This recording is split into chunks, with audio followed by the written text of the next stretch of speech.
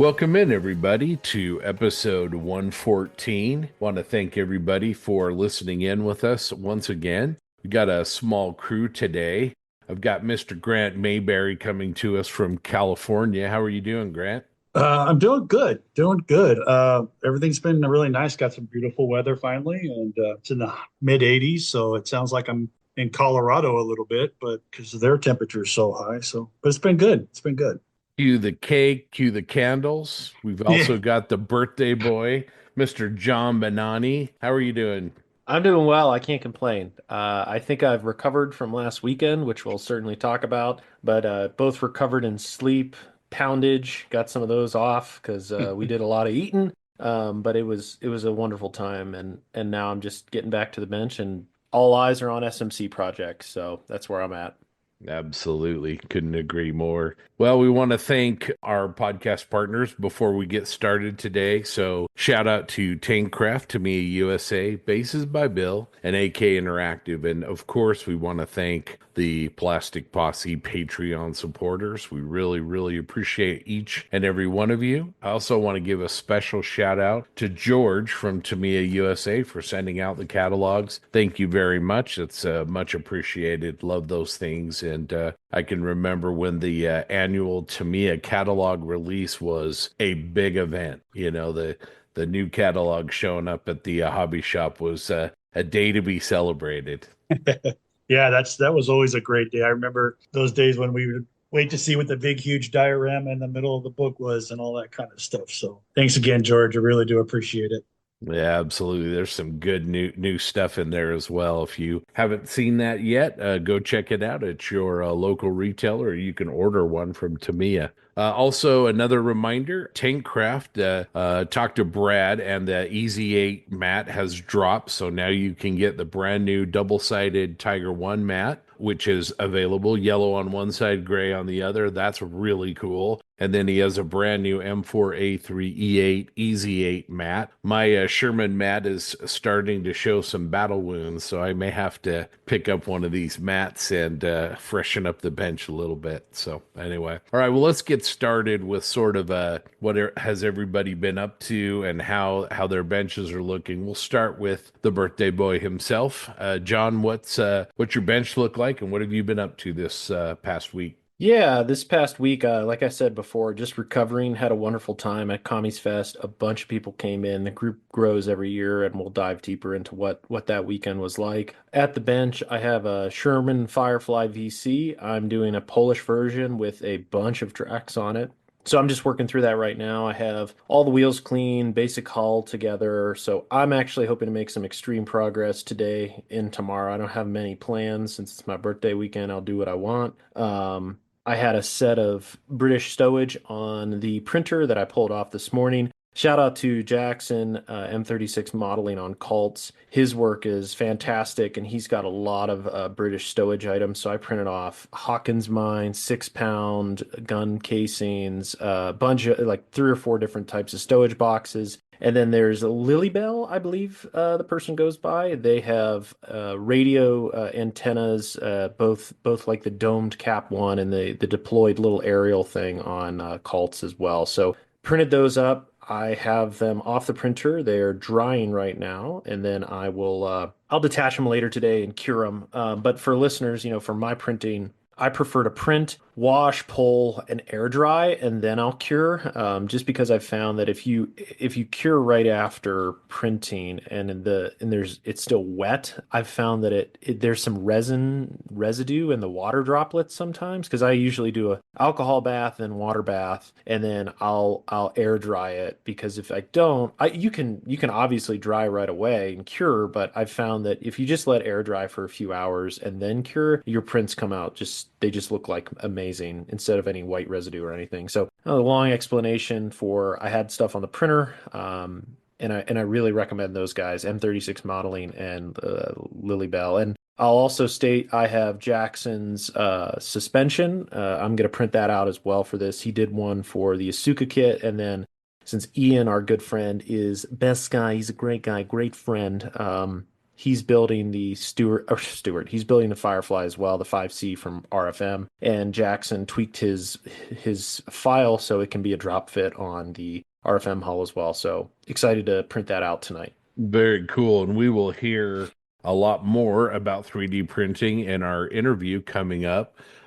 John and Jackson and Mr. Jensen Taylor, who could not join us today, sat down with Faustus, and you're going to want to listen to that interview. And also, Mr. Banani picked up a second printer at Commiesfest, so maybe talk about that in a little bit as well. Yeah, I just got to figure out where to put it. I mean, I feel like I'm definitely running out of room in my house, and it's kind of shocking because my house is a decent size, so that's a problem.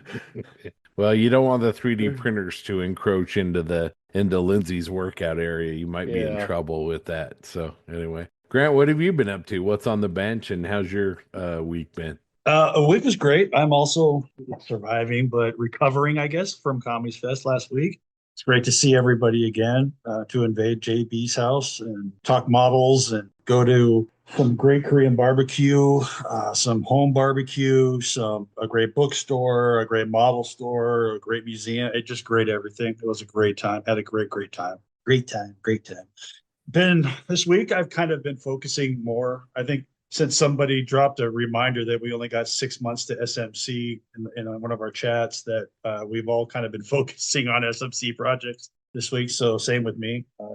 I'm doing a kind of scratch build kit bash of a probe-mated hyperspace pod from Empire Strikes Back, which is in the first part of the Empire Strikes Back for about 2.3 seconds.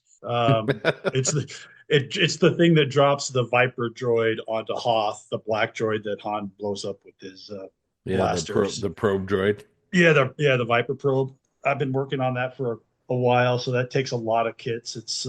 I'm not doing the studio scale. I'm doing a smaller 148 scale version of it. The studio scale is pretty big, and it requires a lot of stuff. Mine is 148 scale, so it's going to be a little bit smaller, but that's where I've been. Got the base figured out, ordered the plaque for the front of it, took care of that. I'm getting ready for Best of the West here in May, which should be a great show. I'm going to see Scott there for sure. Hopefully, I'm going to crash on Mr. Everett's couch that night, so we should be able to have a good time and talk models. And then, other than that, just been work and everything else. It's been a pretty nice little week. That pod, it's got a lot of parts that us armor builders will probably find pretty familiar. Right. It has 5 different hulls from the 8 rad, the Tamiya 140 scale 8 rad hulls. It's got 5 it's got 5. I have 5 sets from the 38 Flak 38, the quad barrel 20 millimeter anti-aircraft gun. So it's got parts from that. It's got parts from 124 scale Lotus race car from Tamiya. It's got parts from 135th scale T-3485. It's got a lot of scratch and a lot of 3D printed parts. So it's pretty big. It's pretty interesting. So first time I've ever done anything. And how's your printer? You haven't, it hasn't spontaneously combusted like your other one, hopefully. No fires. No, thanks good. to a good friend, Scott, my good friend here. I have an Anycubic now. It's running great. Everything's running really well. So I've been printing on that for a couple of weeks. So no problems at all. Anycubic, the early ones like this they're like concrete. You can't destroy them.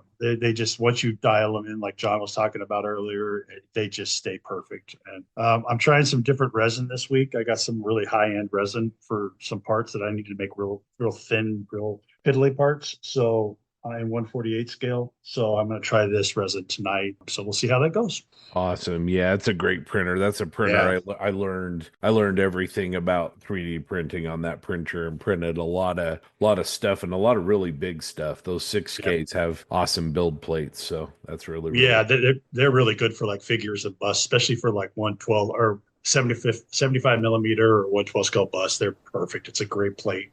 You can get like 2 of them on there, 2 or 3 of them. So it's really nice. That's awesome. Mostly learned it how I learn everything else. So first you figure out what you're not supposed to do, and then you get good at it by making lots of mistakes. So but that's a whole nother podcast, right? I've also had a great week. I was a little bummed to pull out of Commiesfest early, which again we'll talk about, but had a great trip back. I don't think I saw a cloud from Denver to Salt Lake, which is completely different than my drive over. Going up through the mountains was a little crazy on the way over, but anyway, but this week has just been wall to wall. Rocky Mountain Expo planning, hot and heavy, getting a lot done. Our good friend Pat Brown came into town, came into Salt Lake and visited, spent a night with him, and gave him a bunch of bombs and booby traps to take to TJ. When he goes back home. So that was a lot of fun. Had dinner with him one night. Just busy week. And then like you guys said, I've got the Trumpeter E25, which is not a modeler friendly project, but I love the subject. Got some awesome reference material while I was over in Denver for it, and been 3D printing some parts. And anyway, just having a blast with it. It's great. I should have a new Kubel wagon here pretty quick and get back on that. Plan to take the Kubel and hopefully the E25. We'll see if it makes it to amps, but the Kubel will make it, and I have a figure I'm painting as well. So anyway, well, let's roll right into models we like in the Plastic Posse. And to celebrate Mr. Bonani's birthday, we're doing bonus rounds. So today, we're not going to talk about models, one model that we like in the Plastic Posse. We're going to talk two, so we don't have to pick. So let's start out with John. John, what's your first pick for models that you liked in the Posse? Oh, it's an easy one. It's Jeremy Moore's new P40. I think he just posted an update this morning. Jeremy's a surgeon when it comes to finishing models, and his airplanes are no exception. Probably break his fingers. I bet his plane rides are super smooth. I bet he's smoother than autopilot when he's flying that 7.3. But yeah, jokes aside, his P40 is awesome. It's in the I don't know much about P40s, but it's in that desert scheme, Yeah. two-tone, earth and sand color on top, and then the light blue on the bottom. And I find that his blue is really well done, because I feel like some people, it just doesn't, it's a tough color, at least in my mind. Yeah.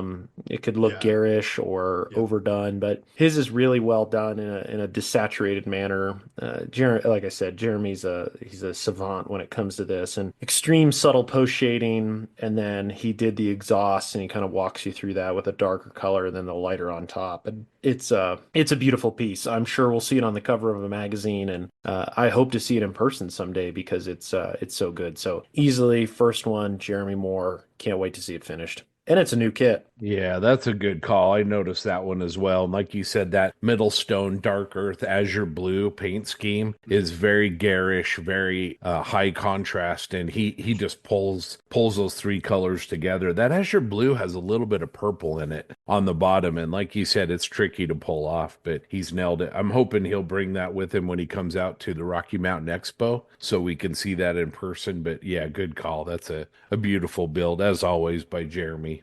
All right, Grant, who's your first victim, my friend? I'm going to go with Robert Worth. He did a QLB, British truck that was absconded by the Italians in the desert. They put a crane on the back. Did a really, really good job. The sand color is faded and toned out. The conversion that the Italians did on the back is just looks really good. They offset each other, the colors and the tones of the metal, and then the yellow, or the British yellow on the vehicle. Nice guy, great provider, shares a lot on the Posse too. So I just want to say Robert Worth did a great job on this one. Yeah, it's a good build. I like the conversion. Speaking of conversions, go off on a little bit of a tangent. Dragon just dropped a really, really cool new kit, which isn't a Dragon thing to do lately, but Wow. they just dropped a brand new Raupenschlepper, the RSO, that has the four 20 millimeter flat guns sitting in the bed of the cab. It's got the later stamped cab, but really, really cool. Made me go like, oh, Dragon That's kit. Yeah, that was going to say that's a new Dragon kit. I went, wow. Well, that's good to hear they're trying to release. They also did the 75 millimeter. I think it's got the same front on it. But yeah, that's great to hear. Yeah, new to me anyway, but Yeah, I yeah. thought that was really cool. But yeah, getting back to Robert's bed, is it a Bedford that made the QLB? I believe so. Yeah. Yeah, it was really, really cool. And Robert's been reaching out this week talking about maybe possibly SMC. We'll see how that works out. So Yep. Hope to anyway, see you there. for my first one, I'm going to go with a model that I kind of got to see in progress. It's a local guy, good friend Sean Schuler, and lately he's been really into 48 scale Japanese aircraft. Mhm. And he's not shying away. He's tackling, those really elaborate Japanese paint schemes that are very complex. And he just finished a Hasegawa 148 scale Ki 45. And they're called the Toryu. We called him the Nick, but just did a beautiful job on the masking. Just spent hours and hours and hours on creating the masking for that, and really pulled it off. And I believe Loic over at Kitling's asked him if he could use that as his header model. So it's Wow. really a beautiful build. I don't know if you guys have seen that one, but if you haven't, check that one out. Yeah, it is a beautiful building. Congratulations. That's well deserved of that header. That's one of the harder paint schemes to do, is those Japanese World War II, especially the later models. So congratulations. Yeah, Sean's done a great job. All right, well, JB, who's your second highlighted model kit? Yeah, I'm gonna shout out Rob Adams. I think he's done a wonderful job on a Stuka spinner. That's always a tough thing to do just because of the complex shape and nature of a spinner. But I think he nailed it in terms of bringing, the triangles and the tetrahedrals and all the other geometry shapes that we know and love. I think he nailed it. It was probably tedious, but it's just really well done. And shout out to him for sharing it. It's beautiful. Hey, Grant, what's a tetrahedral? It's a thing, a square thing. It's a No, tetra that hedrals. there you go. It's a hedral that tetrals. Exactly. Yeah. Yeah, that JB, that is a nice one. I looked at the head-on shot of it where it's looking right down the top of it, and it looks perfect. Yeah, it's nice. Everything really nice. Yeah, that's a good call. I noticed when you look at the top down shot, it almost looks like one of those radiation warning signs. The way that the yellow and the black kind of really contrast with each other is very, very cool. Grant, who's your second pick for Uh, the episode? I am going to take, and if I butcher your name, I'm sorry, Martin Wouters. He went to a show last week, and I can't remember the exact name of the show, but he took a golden standard, and I'm just going to throw congratulations out to him. And I just said, that's really great. We're glad to see you posting that on the page. It's nice to hear when you do well, from when anybody does well in the group. And he's built several models. He got himself a couple really great models at that show. I just wanted to say congratulations. It's not a model, but it's a modeler. So I'm going to take that. Just, fantastic, man. And congratulations on that golden standard. That's next time you're not in standard anymore. You got a gold. So you're moving up. Congratulations. Yeah, Martin's a good dude. He always comes to Scale Model Challenge, so we'll all see him. Yeah, just a great modeler and a younger guy too. So it's Yeah. great to see that, and he's certainly kicking ass and taking names. And looking forward for you guys to meet him in Eindhoven this fall. Yeah, I can't wait. I can't wait to meet everybody over there. It's going to be a great time. Yeah, like you said, Grant Martin's been a big part of the posse, and Yeah. we appreciate his contributions. My second pick is going to be a little bit of a nostalgic pick because I saw where this project started, but gonna go with Deuce Smith, Doug, our good friend Doug Smith. He's trying to wrap up the project of his Tamiya 48 scale Sherman on a base, and I really like it. I think he's as you guys will recall, he's been getting more and more into the 48 scale armor. Where he used to kind of be a primarily aircraft guy, but I really like where that project has gone, and it's looking really, really good. So, Doug, take that snake from around your neck there, and pat yourself on the back from me because I really like that project. Nicely done. His base work is getting better and better and better. He's just doing a great job. Yeah, shout out Scott Hall. A couple years ago, we were over in Denver. He had a foam cutter that he wasn't using, and he gave that to Doug. And Doug has been he's really taken advantage of it. I think it's really, like you said, up to his space game having that. And if you don't have a foam cutter and you're interested in bases, I'd encourage you highly to go get one. So they're a fantastic tool for the bench. All right, well let's head on over to John. As always, John is a fantastic, gracious host, and Commies Fest every year has become it's a great show. Shout out to Brad and Sue Ann and the team that runs that show, but Commies has become an event. It brings people together, and the central location of this gathering is the Benani, ranch for modelers, the Benani Modelers Resort. So, John, talk to us about Commies Fest 2025. Yeah, gosh, I feel like every year it gets bigger and bigger. There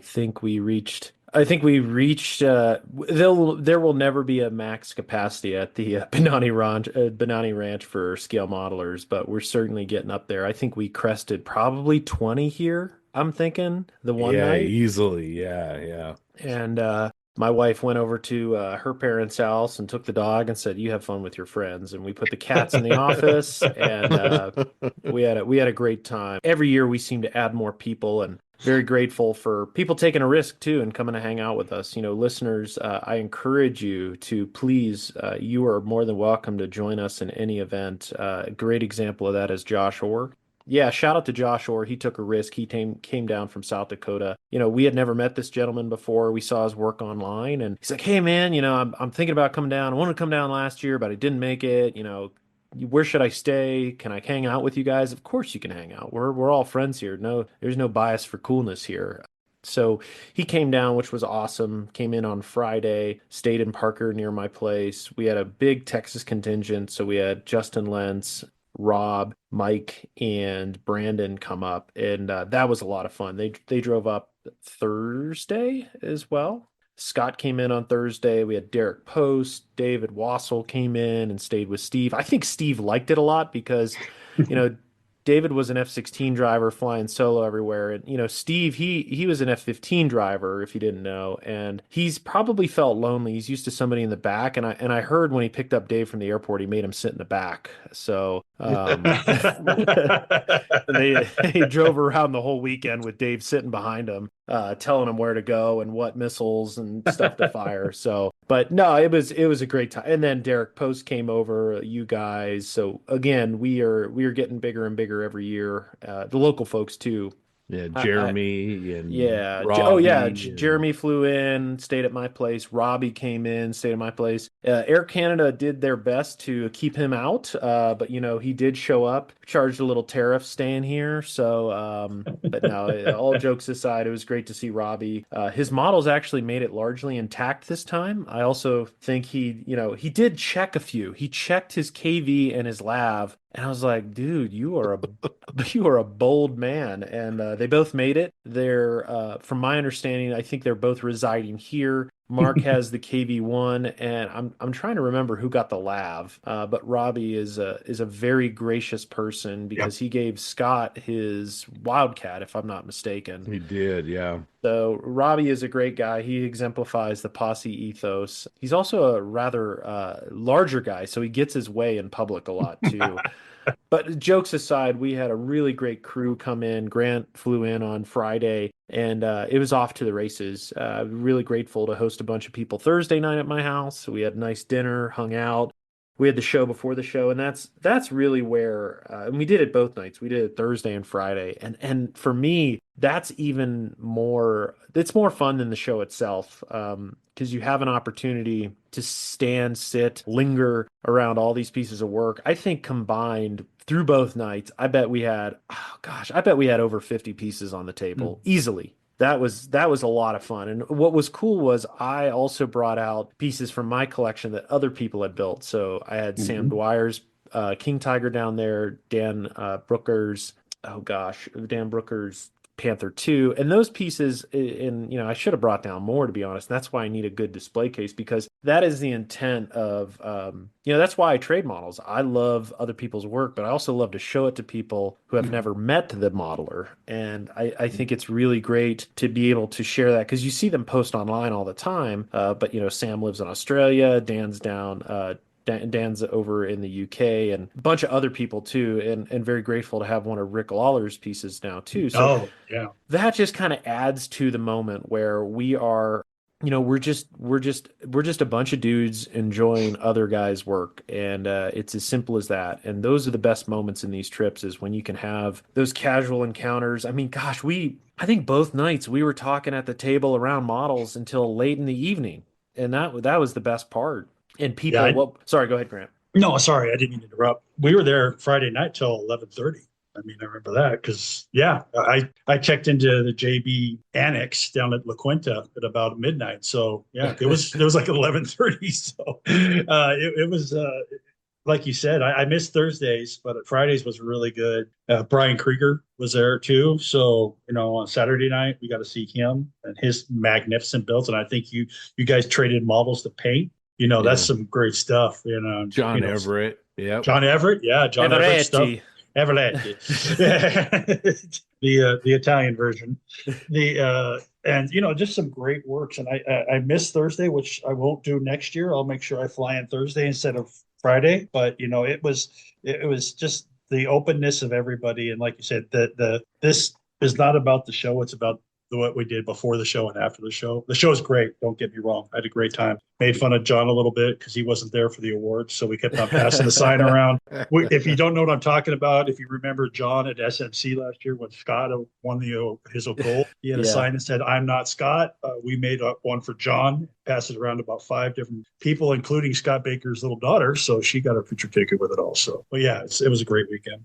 Yeah, it really was. I wanted to circle back to before we get back to JB. Happy birthday, man. And talk about what, the model exchange idea. I mean, that's the whole idea of what we do. When I started doing this podcast with you guys, it was 2020. And my case at home was full of old builds of mine. And now I don't think I've got hardly anything in there. Almost everything in there is modelers that have gifted me their work, and I've got models. I've got a model in there from Spud and Jeremy Moore and you guys. And like John said, when people come over to the house, being able to pull out a Gary Baker or a John Bonani or Jeremy Moore, whatever, it allows you to talk, tell a story and talk about a memory that's associated with those kits. And what better way to kind of build the bonds of the community than share the work, the results of this enthusiasm. Grant gave me a piece of his work to bring back to Josh Buck here in Utah. Josh unfortunately couldn't make it with us and everything, but it's just it's kind of the ethos of what we do, and it's so much fun. And if you haven't, listeners, if you haven't done that before or considered it, please do. And then as I'll wrap up here and say, if you are coming to the Rocky Mountain Expo in Utah in June, John and I are both planning on bringing, all of these models that we've traded and everything, and we're gonna have a conference room dedicated so that you can see. We're gonna label and identify these models so you can see that the Dan Brooker, Justin entrusted me with Peter Fidlowski's Tempest to bring to the show and show people. I mean, you're going to be able to see international modelers, and it's going to be a lot of fun. So if you're coming to the show, make sure you hook up with us and check those models out. So, and also, John, don't forget Saturday night after Commies, those amazing Final Four basketball games that we watched. Holy cow. Yeah, it was great. And a Saturday, again, it just exemplifies what we're all about. Scott and I left the show pretty early. Well, we say pretty early. We left at a normal time. I will say an area of opportunity for Commiesfest is to shorten the award ceremony. I love those people. I love a lot of people that put on shows, but to everyone that puts on a show, you only need to read the special awards. Please put out the 1, 2, and 3. If you want to read first, that's fine. But for shows that extend past 4 or 5 o'clock, especially 5, and I think this award ceremony went dang near close to 6. Like that's a long day. I think it's great that you're recognizing people, and I don't want to throw shade at that at all. But at the end of the day, people get a little tired, Angry. Get a little hangry. I would just recommend, keep Grumpy. grumpy. Like, just keep the awards simple. Do specials. If you want to recognize people, put the awards out. Certainly take pictures when those are getting placed. But that's an area of opportunity because Scott and I got back to my place a little after 4:30. Jamie Bradley came down. Major shout out to her. Can't give her enough kudos. Amazing. She works off shifts in healthcare, but was kind enough to make a literal ton of food. I think there was 3 cows and 14 pigs sacrificed to make the dinner, but there was 3 full sets of ribs. There was poor man's brisket, which was a top round, and that thing was delicious. And then enough pulled pork to feed a company because it did. It fed all 20 of us at the event. I gave some takeout bags home, and then I took the rest into work on Monday, and it fed where I worked. So it was amazing. She also made beans, the cornbread, which was fantastic, and also an amazing tray of mac and cheese. That was literally, I think, 15 to 20 pounds of pasta. I've never seen easily. I mean, that was catering level food in terms of quantity, but the quality was off the charts. So major shout out to her and Mark. I know it's not easy. I know it's not close either. They live up in Meade, which is a little over an hour away from me. So being able to come down and hang out twice and then catering essentially the posse hangout was really great. And can't thank her enough, and especially Mark too. I know those are long days. Yeah. Those two, John, you're so right. When we talk about an event, Mark and Jamie always go above and beyond. And I mean, they work their butts off. They smoke the meat, like you said. Everything is like, I mean, if you bought the meal that we had at restaurants, I mean, you're going to be $50 a person easy and up for the quality. And Mark is a fantastic modeler and my soul brother, and him and Jamie just it just shows what this community is like. They always roll out the red carpet. They feed us. John made up some incredible food for us the night that we got there. I mean, it just it's just you got to get on the treadmill when you come home though. You've got to find a little bit of an exercise routine once you get back from that. The Bradleys are one of the greats. In my opinion, they are both wonderful people. If you ever looking for a model, talk to Bradley Model Shop. He's got what you need. And if he doesn't, I'd be really surprised. They're just the salt of the earth people. You can't say enough about them. They're just great. Yeah, as we're talking about meals, sorry listeners, but these are the best parts of these. Honestly, they're the best parts of the weekend because it gives you a moment to slow down and, literally break bread with people. There's a reason why food has brought culture and humanity closer together, and it's exemplified in instances like this. We did a lot of home cooked meals when people were here, but we also did a Korean barbecue, which I don't think over half the people that were with us knew what they were getting into. I think some of them were very scared because they're like, "Oh God, what kind of dish is John going to make us eat?" Because they're thinking like some sort of weird animal or some sort of weird stew or vegetable medley. But Korean barbecue doesn't get any more simpler than literally meats on an open flame. And we walk in and they take what was great is there was, I think there was 17 of us. Yep. Yeah. 17. Yep. 17. We had our own private room. I mean, that's going to become a tradition as well. It was quite frankly amazing. And if you were with us, you paid anywhere from $55 to $65 and you did not leave empty. No. But maybe Scott, walk us through the ordering process there, since y'all were very well educated on what to do. Yeah, I mean, the great thing is we had Mr. Banani to lead us. Like John said, some of us have done the Korean barbecue thing before. Some of us not so much, but you can tell the amount of respect that John has with all of our friends because they give him that look like, I don't know what you're talking about, but I'm going to go with it. They trusted him. But John, helped us helped us order. The restaurant, knows John by name. I think, John I'm going back tonight because yeah. I want it for my birthday dinner. They didn't say this, but I'm pretty sure there's a room in the restaurant somewhere with John's name on the door. Um, and then there's so many of us, and the table is so long with these places where you cook your food, that even though we were one big group, it was more like four different Yeah. and unique groups having an experience. And then one highlight I want to mention, embarrass John a little bit, but Mr. Bradley, going back to Mark Bradley, he reached out to Grant and I, and John has been looking for. I'll let John kind of speak to it, but for a very, very hard to find model, and Mark found one, and we were able to present it to him and embarrass him a little bit at dinner. That was a lot of fun. Oh, damn. That made my evening, made my year. As we talk about All Eyes on SMC, I think it just entered the queue because I would love to build it for the sci-fi Oh, category. And for those listeners that don't know, we've talked about it before. It's the Edelweiss by Zukimura, and it is extremely hard to find. I'm extremely grateful for Grant and Scott and Mark all chipping in and getting me this piece because it's a model that I've regretted since Zukimura came to the Nationals back in 2019 and brought a bunch, and I never picked one up. And they're just so interesting. I don't know anything about the lore behind the vehicle or the comic book about it, but I have the Shamrock, which is the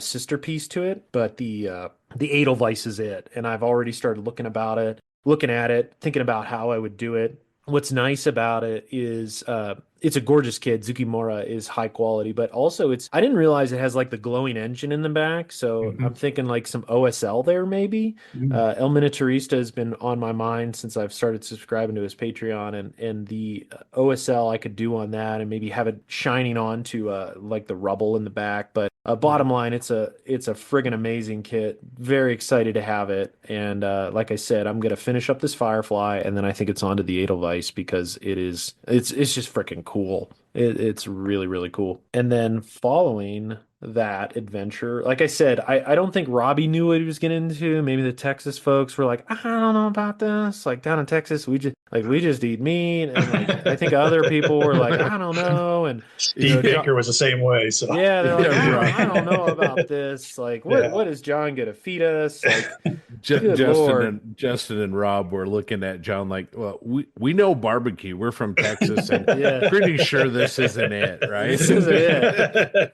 And like they come out and they put all the little trays around with Yeah. the different kinds of kimchi and Oh, noodles and rice and the japchae noodles, the man. fried potatoes, the sweet candied sweet potatoes, and Oh, like it was an adventure. And again, I don't think these gentlemen knew what they were getting into. And then the plate of meat showed up, and oh, for our listeners, we did kind of combos we broke up into groups of 3-4 packs and then a 5 pack of people. And I ordered the meats for everybody. Some people had a little bit unique choices, but bottom line, it was pork and beef and different cuts. And it was a lot of fun. And those are those moments again where you're literally breaking bread with people. The dinner is not just to eat, it's an experience. We were there for almost Exactly. two Yeah. hours. And yeah, Yeah. that's why I don't know if you've seen a lot of pictures, but I like to sit in the middle because I want yeah, to I want to float between conversations. And as we talked about, the only downside is our groups get bigger, and unfortunately, we just spend less time with people. Because Grant, I feel like I talked to you like once or twice that whole yeah. weekend. No, it's the same way. Spending like 2 nights at my house for crying out loud, and I only got to talk to you a little bit. And during that time, I tried to dedicate some more time to people like Josh Orr, who I Yep. hadn't known, Brandon Stewart, Right. their buddy Mike that came with them, and Yep. just overall a really fun time. And Yeah. I know listeners were just going on and on about this experience, but again, I encourage you, if you can't make it to us, throw your own little get together. It's There's countless shows around, and what's encouraging is you see more people doing this. I mean, Evan McCallum flying in and hanging out with the Mojo guys and making treks with them to nets, like that's what it's all about. Like yep. go experience this. When I look back to growing up, I was fortunate. I went to a lot of shows with my dad and his friend. But when I got to Pittsburgh in college, down in Daytona Beach, in grad school, and even leaving in Dayton for that matter for 6 years, I went solo to a lot of these shows. Mhm. Like I had known people a little bit, but I didn't have. It certainly is not what it is like today. And I think that's a good thing about social media and podcasting is the community that's being built. And when I see other groups, whether it's Mojo, Insanity, even Scale Model Podcast up north, when these people are and the geeks, of course, like Yeah. when these groups of people are doing the same type of thing, like that's really that's comforting. That's what it's all about, and it's an amazing community that we have. And I encourage again, listeners, if you can't make it anywhere, and if you have a local show, like take a risk, be the one that volunteers and hosts something or arranges a dinner for somebody. I think of back to Matthew as well for the event he hosted at Amps for us in South Bend, like those, and even at Nats as well. Those people, that's what makes it worth it. And I know this is honestly, this has turned in kind of a discussion topic around the social aspect of the show. And I would encourage you, and maybe we just continue with this discussion topic, is like, what are those things if you're an introvert looking to hang out with people, what are those things to do to get closer? And then if you're an extrovert, like what can you do to bring people together? I think there's a combination on both sides. And don't get me wrong, I love long, lonely nights at the bench. There's something to be said about that after a long day of putting up with a lot of work. But you get your social media or your social battery charged, and then you just expel it all in a weekend. So I would encourage you, if you're an outgoing person, take a risk. If you don't want to have people over your house, arrange a dinner at a local place. Yeah. And I would say pick a place that you don't have to like eat and skedaddle. Look at more, I say experience based, but very similar to what we did for Korean barbecue. Find a place that you can have a dinner, take some time, and then Scott, even the beer garden next to the wings is a great place to host as well. Maybe talk about what we did there. Yeah, absolutely. In fact, I'm going to back up a little bit because of the size of our group, and plus John knows him too. We have the curator of the museum that comes over, and we got to get up and check out some of the aircraft up close and personal, but then we got to go into a back room, and Robin Old's widow had donated some incredible historic pieces from Robin. I took a picture, John got to hold his service revolver. We actually had his flight jacket. There was a suitcase that had a stain from a bottle of brandy, and just incredibly personal kind of behind the scenes things, because we have this group of friends, and the curator's part of Commies. He knows us kind of from the show, but it just when you put these groups together, all of a sudden I call it the magic starts to happen. I mean, not only are you having a great time, but when we went, it's happened in Seattle where we got to go into hangars that weren't open to other people and see aircraft that are being restored. And it's because people recognize a group that shares this common bond and speaks this language of our hobby. So just double down on John's invitation. But right next to Wings Over the Rockies, which is the museum we're talking about in downtown Denver, great museum. If you haven't been, highly recommend it. There is a little German beer garden, and we go there. And a couple years ago, we went there for the first time, and I ordered this big pretzel, and not, thinking big pretzel is sort of like, your average, large pretzel like you get at the fair or whatever.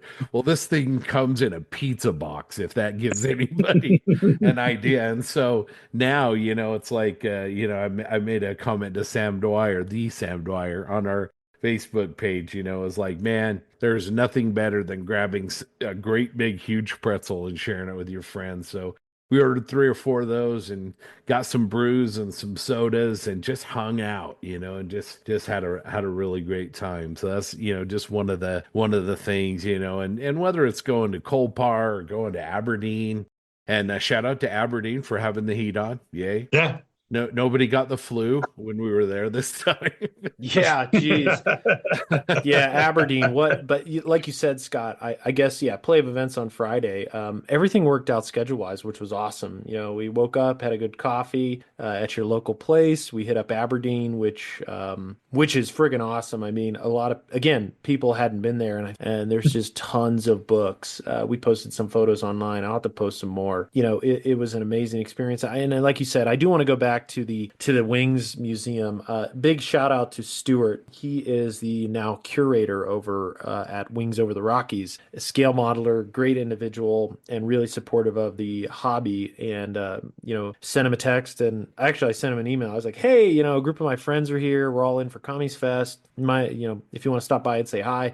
Literally within a minute, he was out, said hi to us. We went back, got a little behind the scenes tour with the MiG 23, climbed all around it, got to look in the cockpit, got the 411 from two fighter pilots that were there, Dave and Steve, walking us through everything and talking the differences of design and what other knobs were that were all in Cyrillic. And it was I think it was ex-Bulgarian, I want to say. Yeah, yeah, Um, Bulgarian. and it had Bulgarian roundels on it, but it also had Soviet stars underneath the roundels that had started to show through based on the paint fading. And as modelers, you know, we're looking all over this thing. And one of the things on it was on the starboard side of the aircraft, the star underneath the folding wing. It looked like, you know, poor Ivan out in the field messed up the star, and they had to repaint it because they got through like 3 points, and they're like, oh, this is off centered. So it looked like they sanded it down, adjusted the star, repainted it, and then painted the Bulgarian over it. And then by then it had faded through those multiple layers. So you kind of see three different liveries on it. And that was just really cool because the cockpit is still in that bright turquoise color. And, you know, it just, they do a really good job of putting a little LED light in there. And it's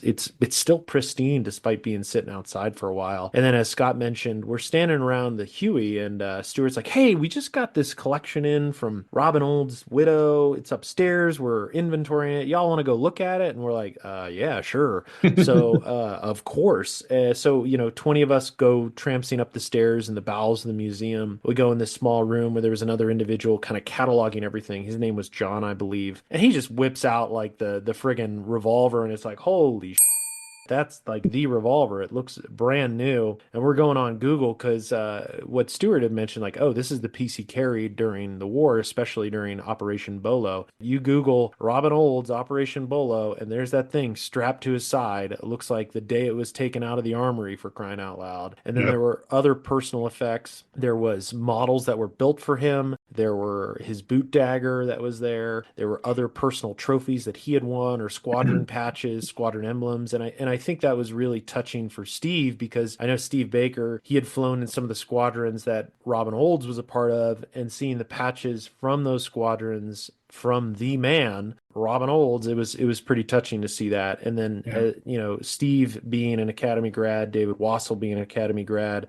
you know, I think holding Robin Olds' flight jacket from the Vietnam War as well was something special, because he was the commandant of cadets there back in the day, and he's actually buried down there. So it was an amazing experience to be literally touching history.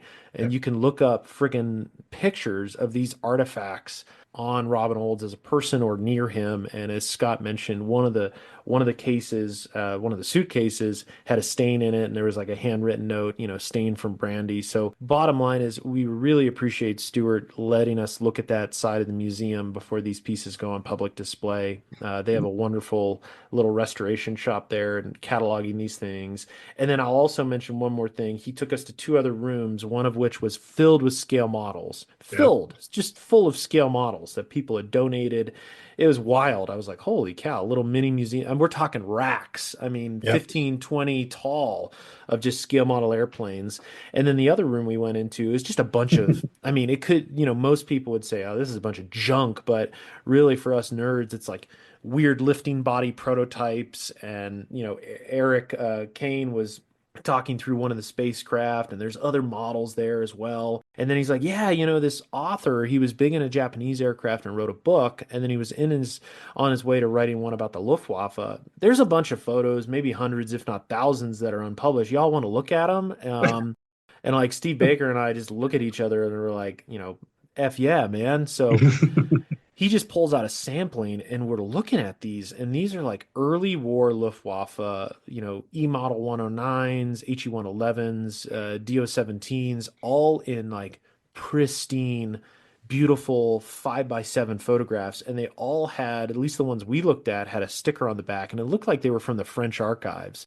Yeah. And we're talking about the times of Dunkirk and around that. Now, I don't know if there's late war stuff there, but he's like, yeah, we have hundreds of these. We have a lot of them. And we're just like, well, looks like we're coming back and volunteering for the museum, because holy cow, it's quite amazing. And we stayed there for a little bit and then went down and rendezvoused with a bunch of other folks, went over, had our pretzels, and made our way over to Kolpar, which was awesome. Yeah, Yeah. that was a fun trip. That the room with the pictures was amazing. Like you said, John, the pictures were so clear. They were just they were I mean, you posted one with a UE carrier, a former French UE carrier, Yeah. and that's the quality, people. It's amazing. They are just clear as bells, and just some beautiful pictures. Also, he had in the box parts, pieces of aircraft with the colors. Oh yeah. The color. I mean, just here's part of a 109. Here's part of a JU-87, and I'm like, oh geez, we're all just like dumbfounded. It's just literally history in your hand. Oh yeah. It's crazy. It was cool. And again, very thankful for Stuart to let a bunch of guys who, appreciate this stuff get a look at it.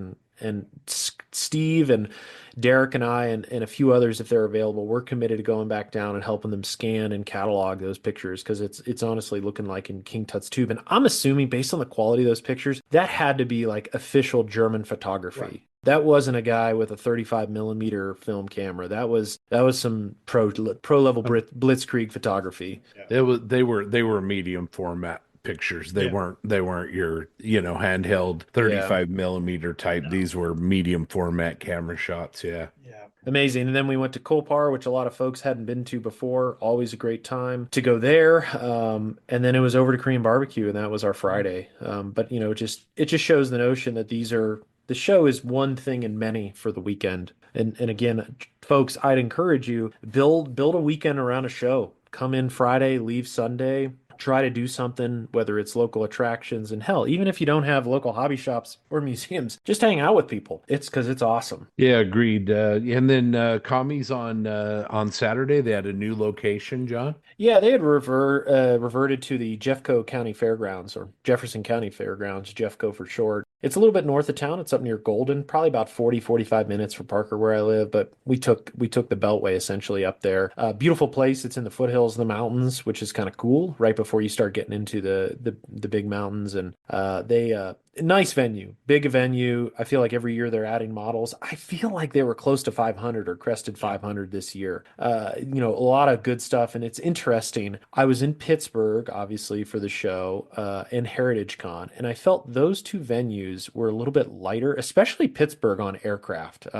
Quite surprising. And Pittsburgh was really heavy on like sci-fi and armor and cars, for that matter, but it was flipped out here. So Commies is a sci-fi club. They're a fantasy club. And you would think that would be the predominance of entries, but holy cow, the aircraft showed up this year. I mean, there was a decent amount of armor. That was second in contention for quality and quantity, but man, the aircraft, I couldn't believe how many there were, and they had to overflow onto multiple tables, and it just kind of shows the wild it's hard to pick a trend, because in Pittsburgh I would have said, oh, aircraft modeling, it's on the down low. It's people are building more sci-fi, more armor, but at Commies it was the exact opposite, and aircraft came on strong, and there was a lot of good aircraft there too. Yeah, I'd echo that. I was really, like you said, John, traditionally, the commie shows have always been heavy on science fiction. And even though the number of science fiction entries were down, the quality remains. There was some really great, innovative models, and then also dioramas.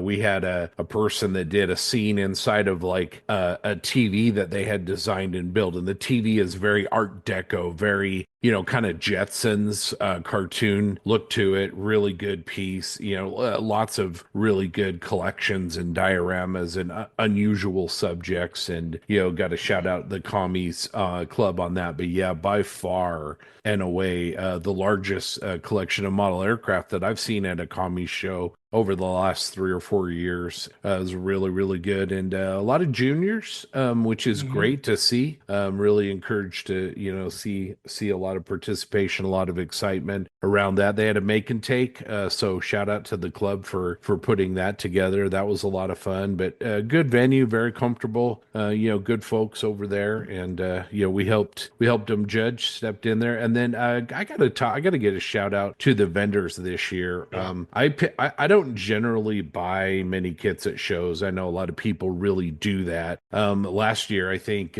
John and I bought a bunch of tools from a guy that was here that had some really cool Rhino, tools. But yeah. yeah, but I generally don't buy a lot of kits. But man, I found a Fine Molds Y-Wing. I found a Tosca Akuyaku, which all the sci-fi nerds out there, you know what I'm talking about. But these things are really, really hard to find, and I thought the vendors were pretty great at Commies this year. So shout out to the vendor room at the event. Yeah, I agree. They had some fantastic. They had a lady there that was selling mostly Japanese kits that she did some really well. She had the Maquet was the machining Krieger was very well, except for Brian bought it all before we could get to it. But it was great. It was it was a good show. I ended up picking up a brand new Dragon Wagon, Tamiya Dragon Wagon, the whole thing with 5 PE sheets and a set of tires for $50. Yeah, they Uh, paid Grant to take that yeah, one that home. was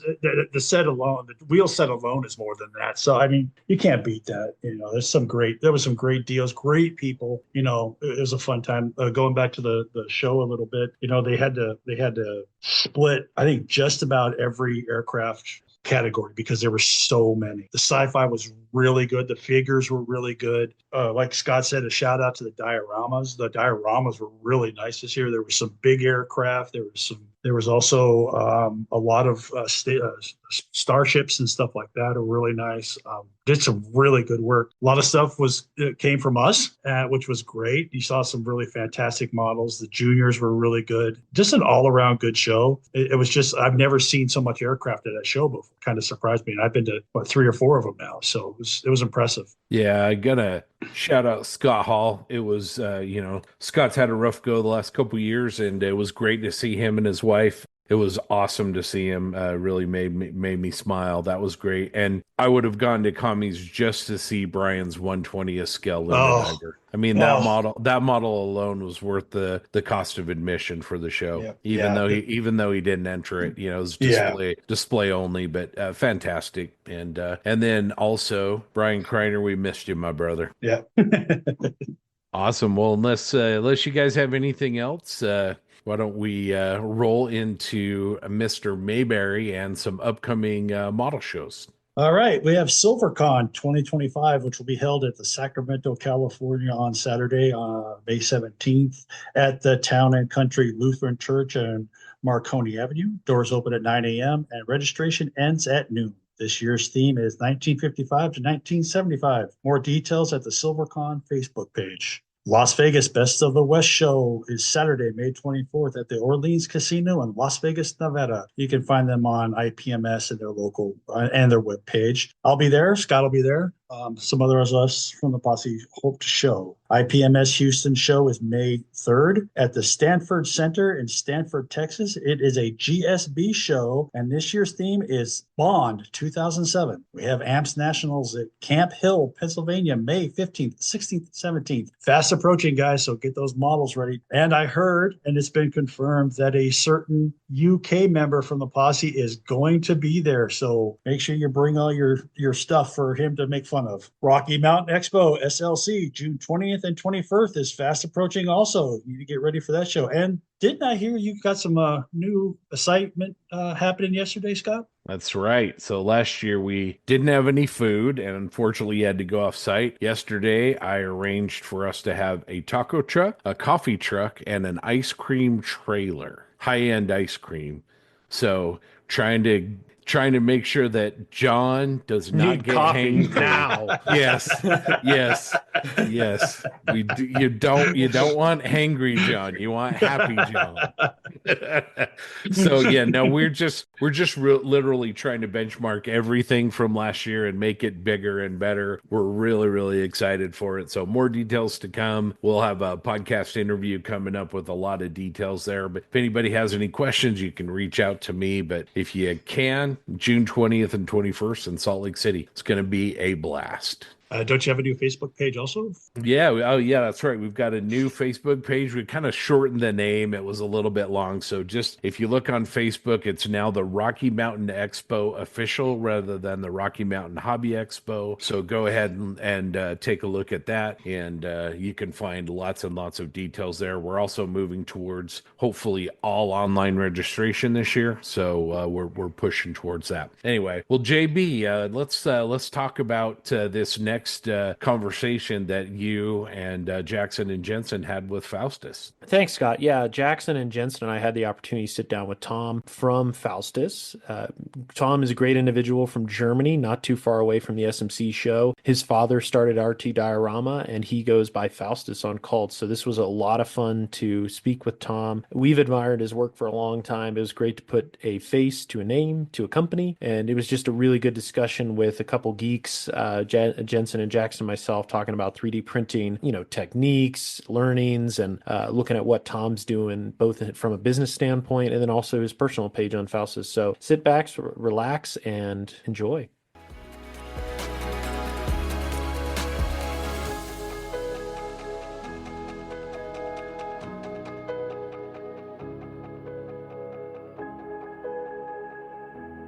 But since everyone's here, we can get started. And yes, absolutely. All right, great. Welcome, listeners, to a special segment. I'm super excited about this. We have two frequent hosts as well on board. We have Jensen from the UK. Hello there. And we also have Jackson, our special guest, coming to you from the East Coast. Hello. Wonderful. Well, I'm super excited to have these two gentlemen on board because today we finally get to talk to somebody that we've only known through monikers on Cults, and we love his work, and this is going to be a lot of fun. But we have Tom Toynissen on from Germany. Tom, how are you today, sir? Yes, I'm great. Thank you for having me here. Actually, I'm pleased that we can do it today. And yeah, let's see what you've got today. Awesome. Well, we are, like I said, we are definitely excited. I think all of us on board here have known your work. For those listeners that don't know, Tom also goes by Faustus on Cults 3D. Awesome work from everything to Italian vehicles. I used your M1340 set. There's Yes, Sherman. I saw it. It's good. It's good. And then we also have a lot of Panther stuff. So we're gonna dive all into that. But maybe Tom, just to start, for our listeners, could you just give us a background about yourself? Where do you live? Kind of how you jumped into modeling, and I'll just step back and let you go. Yeah, sure. So I'm Tom. I'm 23 years old, and I'm from Germany. And yeah, how did I come to plastic modeling? Basically because of my dad. He was doing just casual scale modeling, dioramas and stuff. And in the early 2000s, he started with doing some casts from some of his dioramas and so on. And he founded RT Diorama. And from then on, I was also into modeling basically. And yeah, with the time, I also got closer or got more tied into the company, helped out. Yeah, and then in 2019, I started my studies in the Netherlands, which is industrial design engineering, and that really helped kickstart all the stuff off. Yes. So I learned the CAD programs, the 3D modeling part, which I also very much enjoy. And yeah, from then on, basically, I was very much into RT Diorama. And then after some while, because I was 3D modeling some of the stuff for myself, because I also don't want to spend hours and hours on some details. And also the details in the sets are oftentimes not as good as they could have been. So I got into that, and then I tried all the cult stuff out with Faustus models, basically. Yes. That's awesome. So pulling on that thread around RT Diorama, you had mentioned your dad founded it. How long ago was that? Exactly. Officially, it was founded in 2006, actually, so it's quite a time ago. And then in 2018, we got the laser cutter, so that kicked off some stuff again. Yes, we could really much upgrade all of our kits basically. And then in 2020, he quit his main job and did RT Dioramics as his full-time business. That's awesome because I kind of heard about RT, some of their older work, but Yeah. you had mentioned the timing of 2020. I feel like your products just kind of skyrocketed in Hmm. terms of not only quality but also just quantity as well. You're doing so much more, and it's all awesome. And for RT Diorama, in your part of it, are you doing the main design? So the probably the CAD work or the renders, or I shouldn't say renders, the CAD work for the laser cutting as well. You do all of that work. Yes, yes, yes. No, yeah. Nowadays, I'm doing most of the products. We Okay. also have some freelancers that do some of the master models now. For example, Zappa models. You Hmm. may know him. Yeah, but all the 3D printed models are basically from myself, and also the renderings and all the other details like the instructions. Also, a lot of work. Yeah, so I'm doing the main product design stuff there, and yeah, my dad is still running the daily business. And I assume, is that in the town you live in Germany as well? All that's co-located? Yes, exactly. So basically, the company is located at my parents' house because it was a gardening facility back in the day, and now one of those greenhouses. Hmm. Yeah, we basically changed that to a factory hall, or what would you call it? And there we are doing all this stuff. And yeah, I'm living like 10 minutes from there. So for the factory itself, so for our listeners to give an understanding of how many printers do you have going at RT Diorama on a daily basis? Actually, not that many. We just upgraded our fleet and we changed all the 3D printers for Allegro Saturn 4 Ultra, and we now got four of them. But they are so incredibly quick, so they are like three times faster than the Saturn 8K we got before. And so with that, we can pump out all the stuff. Wow. And what we also tried was a very large 3D printer from Frozen, but that one wasn't really that good. It took much longer to print and had a lot of failures and made me a lot of headaches actually. So I'm very pleased with the printers we have now, and they're pretty much plug and play. And I would also suggest it to anyone who wants to print privately. That's awesome. What kind of resin are you using? Or just the standard Elegoo resin. Nice. So in addition to your printers, how do you, I assume you have one laser cutter then for the whole shop as well, probably a big Exactly, one? exactly. Yeah. Yeah, yeah. Okay. Nice. And then you also do a lot of casting. Is that hydrocal, I assume, or is it plaster? It's plaster Okay. casting. We also have the option for ceramic. For example, you are now in the US. You could order standard plastic from our place if you order privately, but if you get our stuff through Andy's modeling HQ, right, you only get the ceramic version because I would also suggest it to anyone who orders it because the large shipping and also the US internal postage is a bit iffy for the plaster parts. Yeah. So I would suggest the ceramic there. It's more sturdy. So for the products in RT Diorama, when you're starting to make them, who during that creative process, do you think of a design? Does your dad, I guess, how do you get influenced to be like, you know what, we're gonna make this? Because I own one of your the big ship, the loading dock ship. I have it like built Yeah, over here. yeah. I just need to print it. But like, how do those ideas come about? And then you go into that production, you go into the design and then the production phase. But I guess starting off with idea generation, is that you, your dad? What are your thoughts there? Yeah, it differs definitely because we have thousands of ideas through the years, and some at some point you get an idea or you had an idea like 5 years back, and then you get back into it, or at some point maybe some of our molds get old, and we say, yeah, we now need new ones, and we redesigned, for example, the church we got. Yeah, that was our old church, which was redesigned, refined, got more details. Yeah, so it was based on that. Otherwise, yeah, you have a lot of references on your stash, right? So get into that. Oh yeah, every day is an inspiration for a modeler. Like you said, Exactly. there's a million ideas. We just need to focus and choose one. So with that, with that idea generation, you mentioned references. I feel like some of the RT diorama stuff is actually built based off of an actual building where others are probably influenced. Do you find yourself going after like actual buildings, or there's a little bit of creativity in there where it's just kind of it's based on this building but not exactly. It's still the theme or the. Yeah, I think we don't have even one building which is only influenced by Ah. another real piece. So it's definitely influenced by multiple different buildings. So we are not going ahead and say, yeah, this building looks nice, and we will do it one to one now as a model, because most of the time it also wouldn't fit that well. You also have to consider all the scene, also the size of the diorama can't get too large. Hmm. Yes, so it's more of an influencing process by real buildings. Yes. That's awesome.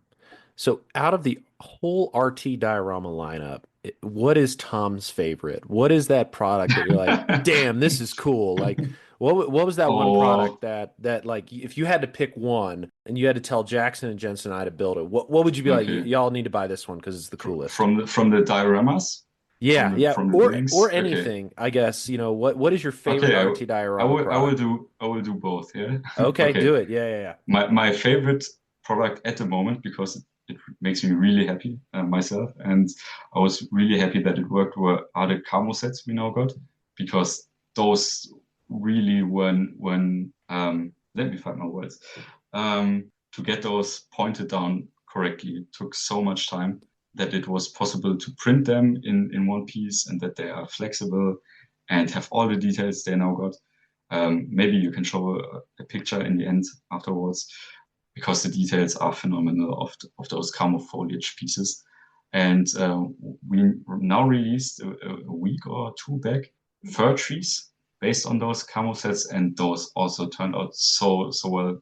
They make me really happy, and actually they save you so much amount of time, because if you want to do a tree, yeah, you can use the asparagus leaves or photo etch pieces, but it takes so much time to get those right and also make them look realistic.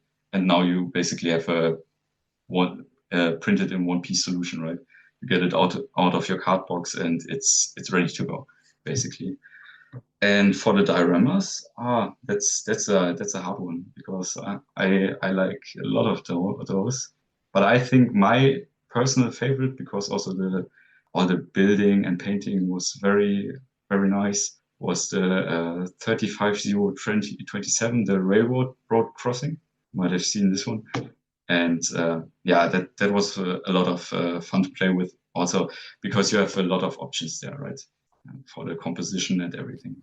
Yeah, yeah. I love that, and actually, you have it featured on your homepage for our listeners if you're interested. It was awarded the Model Fan Model of the Year in 2025. Already, it exactly. Yeah. is sweet, and I was eyeing up. You have a 48 scale version of that as well. Yeah, we have a 48 and a 72 scale version of those. That's Um, awesome. yes, and we tried last year. We tried it out to go into the different smaller scales, because I thought there might be a larger demand for those. Hmm. Yeah, but it now turned out it wasn't that big of a market, so we now won't go into the smaller scales in the future. Now we try out 1 to 16, because this is coming more. Yeah, so Yeah, that's interesting on the scales. I think would you agree that 35th scale still dominates the armor kind of genre of scale yeah, sure, modeling? Yeah. absolutely, in every regard, yeah. Yeah. And then we hear about 48th scale armor. When you look at 48th versus 72, Mhm. which one does have a bigger market from RT Diorama's perspective? I think 72, but also not too much compared to 35 or Yeah. 72. So it's 48. It's not too much ahead of 48. Yeah, but both are not very interesting for us anymore. Yeah. No, I mean your core is 35th and gosh, you guys rock at it. I want to go back to the camouflage branches and like you said, the tree that you made, holy cow, that's awesome. So I think all of us have that on our list for SMC. So you will sell that out when we go there. But your camouflage, you mentioned that they're flexible. Jackson and I were Yes, literally talking about this yesterday because we were debating like, do we want to do asparagus fern or do we want to do the work from RT on branches? But I'd love to talk more about the branches. And you said they're flexible. Are they I guess just printed in a flexible resin or what? no, they're actually also from the standard resin. Okay. This by itself is quite flexible when it's not Mm, cured that much. okay. But even if they are cured, they are still like flexible like a real branch, basically. Yeah. So you can still twist them and fit them to your model because they are just so thin. Yeah. So they got the flex in of itself. All right. Well, I guess we need to make an order from RT Diorama now.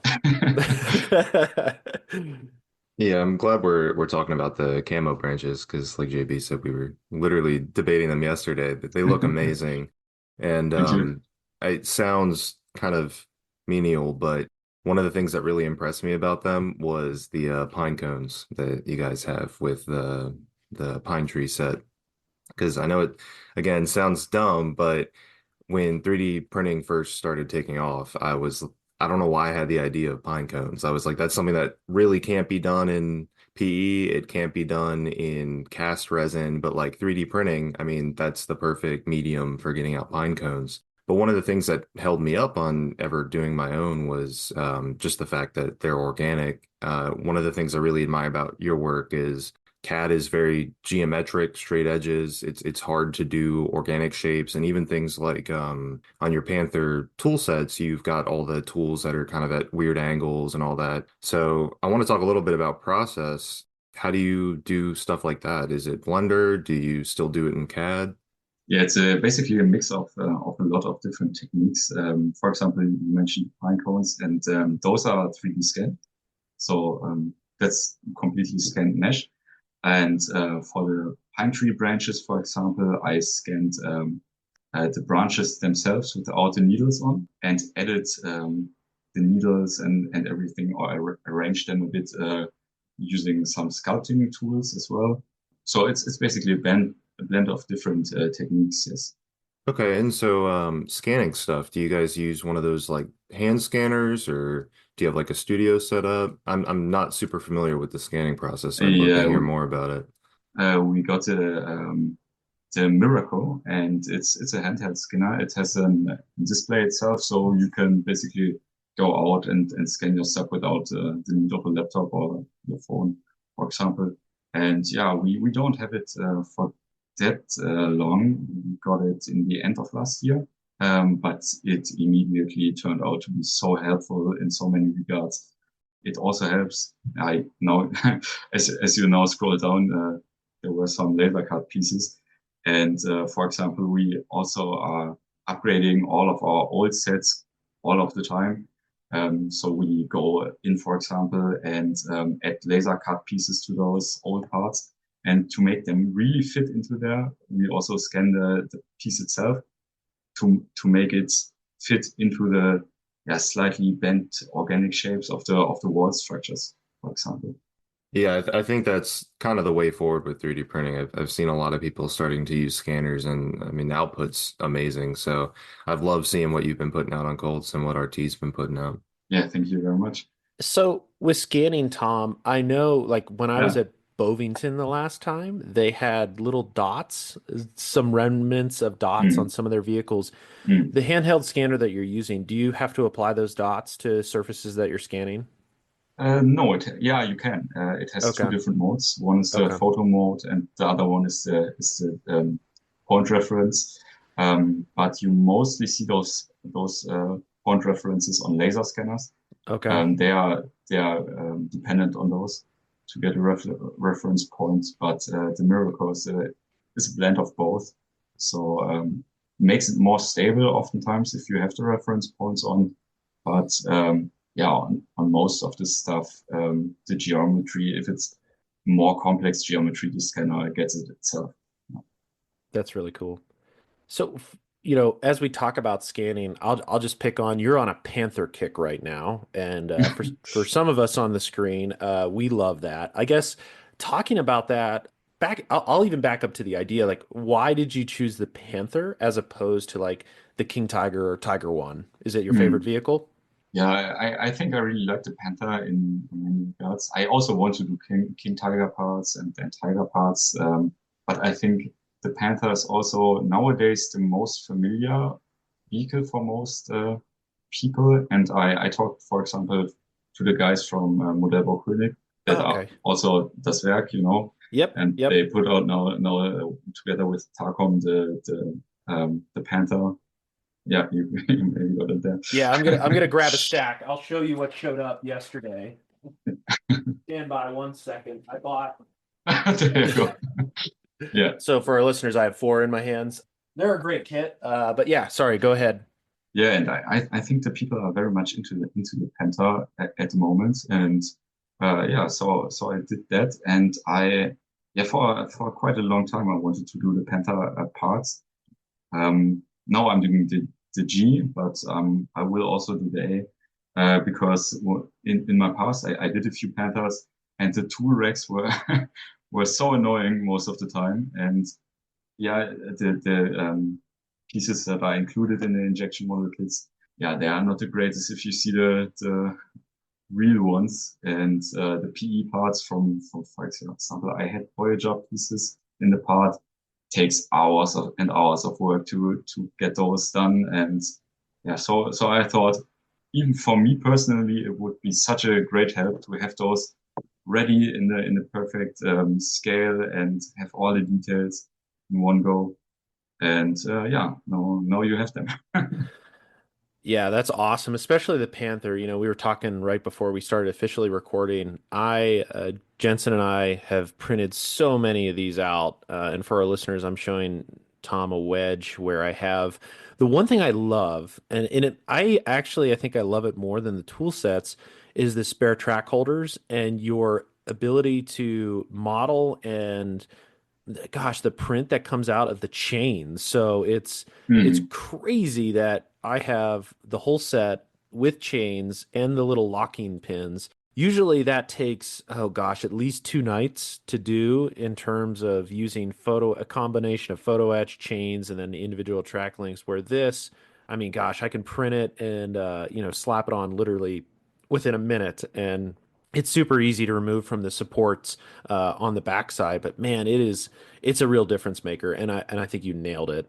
Yeah, thank you very much. Yeah, and yeah, what is also the nice part about the 3D printed pieces are that the chains are not flat, right? Yes, Where on they the have other hand, with the dimension. PE parts, yeah, they look better than nothing, the PE chains, but they're still flat and they look so off most of the time. So yeah, Yeah. that's And I guess for mine, I was really surprised. They're so fine, and I only have a Anycubic 4K, and I was a little worried. I was like, man, I hope my machine can pull off these like extreme details. And sure enough, I mean, it nailed it. Yeah, it's just awesome, really well done. And I have the tool sets printed out as well that I'll be using, and then the stowage boxes too. Those are freaking awesome. I think you did fantastic on the look, the feel of them damaged, and no complaints there. And as we're talking about the stowage boxes and the rear exhaust for that matter too, I guess I'll just ask because I love Panthers. Which vehicle are you scanning for these? oh, I was in Overlong, which Oh is yeah, only okay. 20 minutes from here. And Oh, I nice. scanned the Panther there a year ago already. No, almost a year. When we got the scanner, because I wanted to try it out for myself, how the scanner would perform. And then I did a little benchmark project of the rear section, and Panzermeister, he Yeah, yeah, contacted Evan. me. Yeah, I just saw Yeah, him yeah, last weekend. Good guy. Evan is a yeah. great guy. Evan's Yeah, awesome. he sent me a message because I was posting it on my personal Instagram account. Hmm. Only a little rendering of it because it was just a study for me, right? And he Hmm. pointed out, yeah, the tank jack on that. Maybe it's not the correct one, right? I was looking into it and I was like, yeah, kinda. And then I got back into it, and yeah, what I found that most of the accessories and everything on the Panther in Overlord was made like 20 years ago, and Yeah, it's yeah. not very accurate. So yeah, that that didn't help out then in the end too much. But the scans still helped me in that regard, that I had some basic dimensions. That is most of the time the problem when you have photo reference, for example, Yeah. or some technical drawing. It doesn't come with the dimensions. Yep. So the scanning part helps out in that regard quite a lot. Yeah. Gosh, you're so close. If you're that close to Overloon, you're only a few hours away from like the King Tiger at L'Église, and there's three Panthers in that Belgian area. Gosh, I would now you got me wanting to buy a scanner and take it to Europe next year for crying out loud. Yeah, it's so helpful. And yeah, I think I will also scan a lot more, for example, in Overlord this year again at the Millitracks. Have Yep. some context there to get close to the vehicles and get all the scans done. That's awesome. Yeah, they have a couple great vehicles. Gosh, their 250 and 251s are freaking gorgeous. And then they have that Stug, and yeah, Overloon's a great museum. Unfortunately, Jackson, that's one of the museums you want to go to. We have not gone to yet, but we're gonna try to squeeze it in next year at SMC, or I guess I should say this year. Yeah, I'm hoping for it. You guys went like right before I came, not this year or last year, but the year before, I think. So Yeah, I flew solo to that. I flew in a little bit of a day earlier than these gents, and I think I was in a state of euphoria because I hadn't slept in like 2 days, but it was still worth it. But no, Tom, this is really great. I guess in terms of, there's RT Diorama and then Faustus as well. I'm curious, where did the name Faustus come from, and if it means anything? Yeah, basically, I don't know how I got the idea, because it was more of a process, I'd say. For example, you know that all the Chinese brands, and they have oftentimes quite striking Chinese references in there. Mm-hmm. For example, Dragon Mm-hmm. or Rayfield model, right? And so I thought, yeah, I need to do something similar, which is a bit reference to Germany maybe. And yes, there's an old book by Goethe, which is called Faustus, where he is the protagonist and everything. But yes, it's just a striking name. So yeah, I incorporated that one. When we look at Faustus online, one of the categories that sticks out to me, you have your what if paper tank category. I'll be honest, I have the Flak Panzer 38D Kugelblitz. Scott, the gentleman, he's the leader of the posse, I'd say. He printed one for me. It's gorgeous. I need to make it, but when I look at the sci-fi what if work, that not only the Kugelblitz but also the Motor Hinton, what are those ideas purely yours? And then you just kind of sketch them out and you're like, yeah, this looks like a cool vehicle. Let's do it. So is that, would you say that's the approach, or the cast turret Panther as well? Yeah, the cast turret Panther is purely fiction. It's some money. It's kind of a what if he, yeah, how Hmm. to bring down production costs for a Panther thing. But the 38D series actually was planned and Hmm. were to go into production around mid 45. So there are technical documents of that. And Hilary Doyle did some research in the past, and he also has a lot of Panzer tracks books about the 38D series. So it was planned. There are not too many details, so you have a lot of room where you have to guesstimate how it would have been done in real life, and also the references are very slim. For example, there are few of the sketches from Doyle, but they don't feature any details, or even there are some mistakes in there. For example, for the running gear, he shows them, and I also did them with the standard Panzer 38D suspension. But from the original documents, it says, for example, it would have gotten a vertical volute spring suspension similar to the Sherman. But there are no images or technical drawings on that part, so you really have to guess a lot of it. Yeah, no, that's really interesting you talk about that. And I guess for the specific vehicle, the 38D WPAW 1000, that's a mouthful. with the 42 on it. Is that purely your design, the upper superstructure there? No, yeah, the upper superstructure. Yeah. There's one image by Doyle, and he did Okay. a side view of the vehicle, and I saw some interpretations of it with a rotational turret on there. Hmm. But I thought that wouldn't really fit because the gun would be too large, for example, for the turret, Yeah. and so it didn't really fit. So I thought it more of a fixed superstructure, like on the Yak Panther, for example, and Yeah. so I did that. And yeah, for example, from the front view, yeah, there's a lot of guesswork. For example, for the armor angle, and I did a 60-degree angle on the top part, similar to the Panther G. And Ah, yeah, nice. because you really have to go into the process of thinking how would the engineers back then have done it Yeah. with their knowledge and their previous work. So I try to incorporate all of that into the fictional pieces. That makes total sense. I love it. For, as I have this picture up for our listeners, I'm looking at one of Tom's renders. What's program are you using to create these? The renderings themselves. Yeah. Yeah, I'm using Keyshot.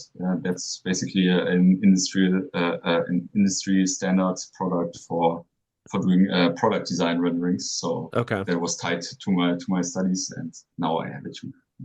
Yeah, because these look sweet. It really makes a difference outside of just the CAD work. Man, now I want to buy this and print it. I have the Kugel Blitz. That one's pretty cool. And I love the Panther cast turret as well. But yeah, looking at the Kugel Blitz version, Scott had printed me out. The hull printed so nice.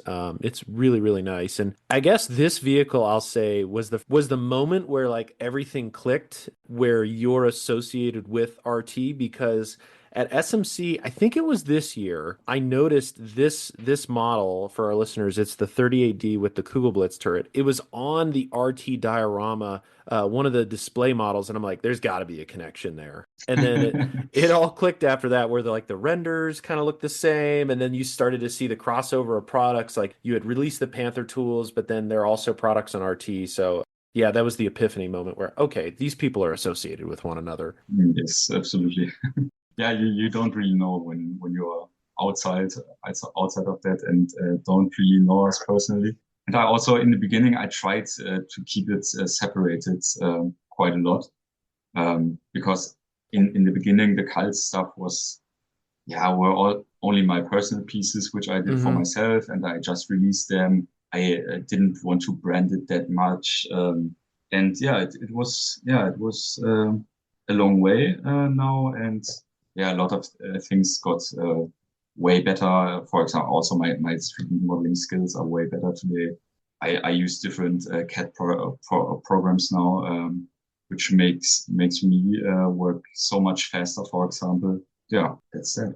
Yeah, so on your products, I'll call out. I mean, first off, the renders are awesome. So Jackson probably steals a lot of your design there. Sorry, I'm just gonna call him out since he's on the call. But like as I look down, it's interesting. A lot of your work is German related. Obviously, you live in Germany, but one thing that stuck out to me that honestly helped influence me build the M1340 was your M1340 sets. Were you building that model? Do you like the 1340? I guess what prompted Yeah. you to like, oh, nice. Hey, there's my work on there. That's awesome. That's cool. That that's kind of a Yeah, shocker. I edited it. That's great. That's Yeah. great. I love it. So I guess what made you want to do this, the 1340? Yeah, I mean it's now quite some old project. Their publication date 2022, and I was back then I was playing some game. I was playing Enlisted, and Hmm. which had the Italian campaign and or the North African campaign. I really got into those Italian vehicles because they Hmm. are so underrated. Hmm. Um, and I really wanted to build one, and I got the Tamiya set, Hmm. but this one is from the 70s, I think from the late Yeah. 70s. So you can imagine how the details are. And they were not too great. So yeah, the, basically the usual stuff. I wanted to get it done quicker, get it done in way more detailed way.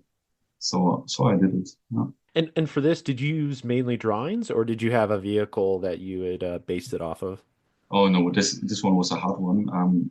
You got some basic dimensions from the Tamiya kits there. For example, the where the wheel bowies go onto. You got those dimensions, and then you have to reverse engineer it from photographs. So Yeah. that was a very hard one.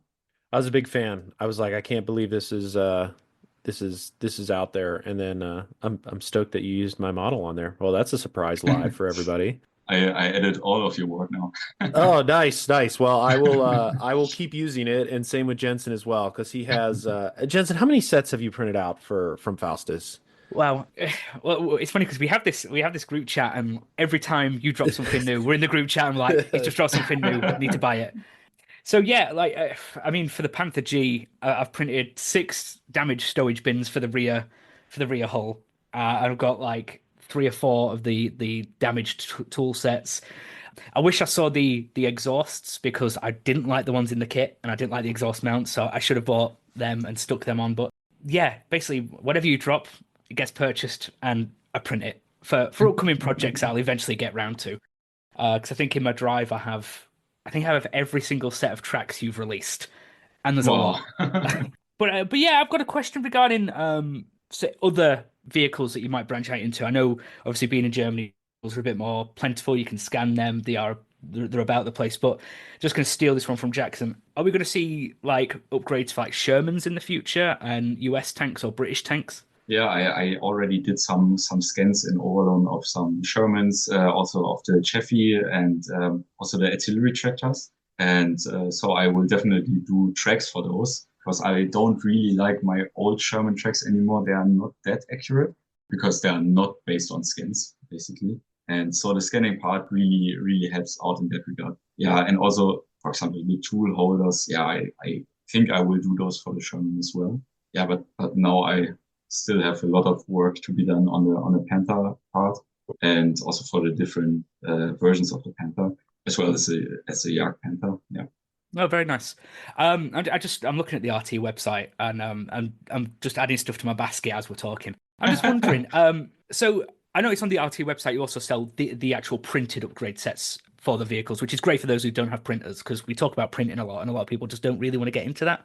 So the foliage and the trees and the flowers and the plants, is that going to be stuff that's going to be available anytime as files, or is that going to be strictly just as printed packages? No, that will be only as printed versions because that's RT Diorama, and we don't release our RT Diorama brand pieces as digital files because we also have a bit of a different market, which what I want to focus on more with Faustus models is make the basic pieces available for the people, and mainly around vehicles. And RT Diorama is more focused on the scenery stuff. Mm-hmm. Yeah, it's safe to say you've got like the model kit upgrade market absolutely nailed. Like you talk about upgrades. Sorry, Jackson. I forgot there's another guy in here who does that stuff. Um, but yeah, like I mean, Jackson, your stuff is very good. No diss. But yeah, when it comes to like upgrading kits, I think Faustus, and I also think M36 modeling. But yeah, you do have it nailed down. Your stuff always prints well. It's great that you can just buy the files at a really affordable price as well, which I know makes a difference. But the pre-supported, the orientation in which they print, I don't think I've ever printed something of yours that has a layer line in it. I know that could be a lot of time to print it, but it's so reliable. It works. Just personally, thank you for producing such good stuff because it really helps bring. You're welcome.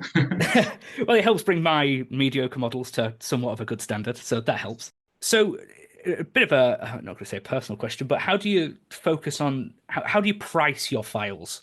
Well, it's a hard one. Most of it is basically a gut feeling. It's mostly priced close to what a real physical set would cost. Maybe a bit less, but you also have to keep into consideration that you can print it unlimited times, basically. So you have that advantage. Yeah. So it's quite close to a physical set, I would say. And yes, as you mentioned it, I really focus that it's also plug and play, that the people don't have too much of a headache to support all the parts themselves. I want you guys to have basically out of the box ready 3D model, just put it onto the printer, print it out, and you're good to go. And you have immediately like contest ready quality basically. Oh yeah, certainly got that. It's like JB mentioned a bit earlier, the fact that I've printed them and the chains are supported and so clear. It's like, okay, that's really impressive. Yeah, thank you. Yeah, that's one of the things that you do that I absolutely love is the pre-supported, just like everyone said, being able to print them out and there's no need to mess around with your slicer or whatever. It's something that I've been trying to get better at. So one of my questions to you is, do you use a slicer to do those pre-supports, or do you do the actual like modeled in the file through CAD, like, your own design? No, I support them in G2box. So like everybody would do it. And I use the G2box supported models and add them into CAD to give them my own raft plate, for example, all the text on the raft plates to add. So I add that later into CAD. But the supports are completely done in G2box itself. And they are basically based on the past experience I have with 3D printing, and it was also a long way to get the supports really nailed down correctly with the correct tolerances and diameters for all the pieces. That took also for me a lot of time actually to get it right. Yeah, that's kind of why I've held out on doing it. I use Shootabox as well, and the auto support system in that is great. Like once you get your supporting dimensions and whatnot down, like I just do auto support with really fine supports, and I can print out my stuff fine, like just clicking that button. But I know like putting that out commercially, everyone's got different exposure times and all that stuff that my sports are so fine where, I'll send it to JB or Jensen and they'll be like, it didn't print. Like, my settings aren't right. And so I've kind of strayed away from it, but both from my experiences and from what I've heard from JB and Jensen and the other guys is like, yeah, your stuff pretty much no matter what, your settings can be whatever they are. You can use any printer, any resin, and they come out perfect. So I admire that a lot. That's something I've not been able to achieve. Yeah. Yeah, you also have to consider it takes a lot of time to put on those support branches, because it's every piece is put in by hand basically. So I don't use the auto support at all.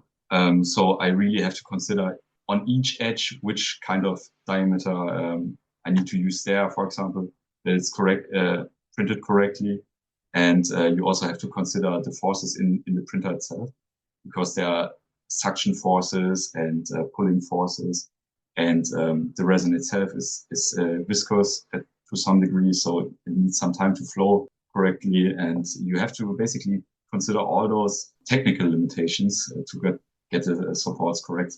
Yeah, and as you're printing and testing all this out, I guess for a product, we'll just pick on the Panther, rear stowage bins. How many test prints are you doing on average? Like just, probably 3, 4, 5, maybe just one to understand, okay, this works. I'm going to leave it as is. Yeah, because now I'm very experienced at doing it, and I think I have it nailed very good now. The Panther pieces, for example, I printed only one time. So that's it. And I basically only look at different pieces here and there if the user can cut it off easily, for example. But I don't have any issues anymore with, this one didn't print out really nice because the supports were wrong or misplaced or anything.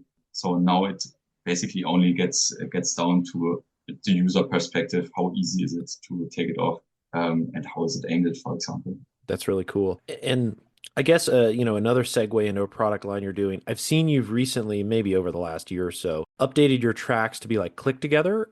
I need to buy a set of those. I would assume you've done that just to make it easier for the model. You don't have to put the pin in. Yeah, I now added it to most of my new track sets that you have basically all the options. You can add you can use the wire option when you want to use copper wire. You can use the pins included, or you can use the click together ones. And yeah, it's just for the user to make it more convenient as you please, basically. Nice. I'll have to send you some pictures. I used your Panther tracks on a Yog Panther I built. They're just really nice. They're just really nice. I love the chevron, the cleats came out really, really nice. And same with the guide horns. And I guess Another question I have, as you go through all these design iterations, kind of pre-production, I'll say, when you put a product out there, do you ever get feedback from the community? And if so, do you update your parts based on that feedback?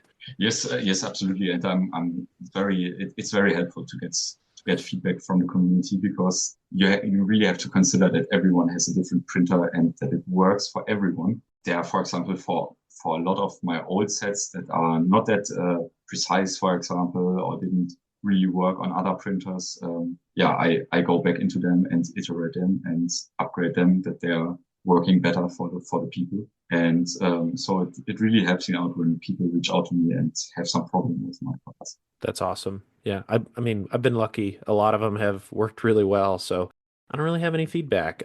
I guess Yeah, that's transitioning great though. yeah, it's like I said, it's plug and play. It makes it, it makes it bulletproof for us heathens that just click it and put it on the bed. I know Jackson judges Jensen and I a lot because we don't get into the manual supports and get to his level of sophistication, but we're simpletons in that regard. I guess, Tom, moving away from 3D a little bit, and we'll probably jump back there, but talking about you personally, would love to know more. Do you build scale models? What's your focus area? Because we all know you from Faustus and RT, but what's on Tom's bench right now? Yeah, basically I'm doing all the dioramas and models you can see at SMC. Oh, you build So them. You those build are all the ones that are out. yes, yes. Oh, nice. So so Okay. I'm into that, and yeah, I don't really have too much time to do personal projects, so they are mostly connected to RT Diorama, and I try to add my own pieces into those. That's awesome. I didn't realize you did the box arts as well and the demo models. Yeah, yeah, most of them. I mean, some of them are now also by Zappa. He Okay. did the German marketplace. The Yep. masters were also from him, and he also painted the SMC model for our Waterman. Okay. So that was done by him. But I think the rest is completely done by me now nowadays. That's awesome. Okay, that explains a lot why we don't see a lot of your work, I guess, outside of RT Diorama, because you do all the box arts. So that makes complete sense. I got a question then. Did you do the railroad crossing box art as well with the panther and the Yes, yes, I oh did that damn, one. man, that's awesome. Thank you very much. Yeah, that's fantastic work. And then the figures as well. Yeah, Geez, you're a stud, man.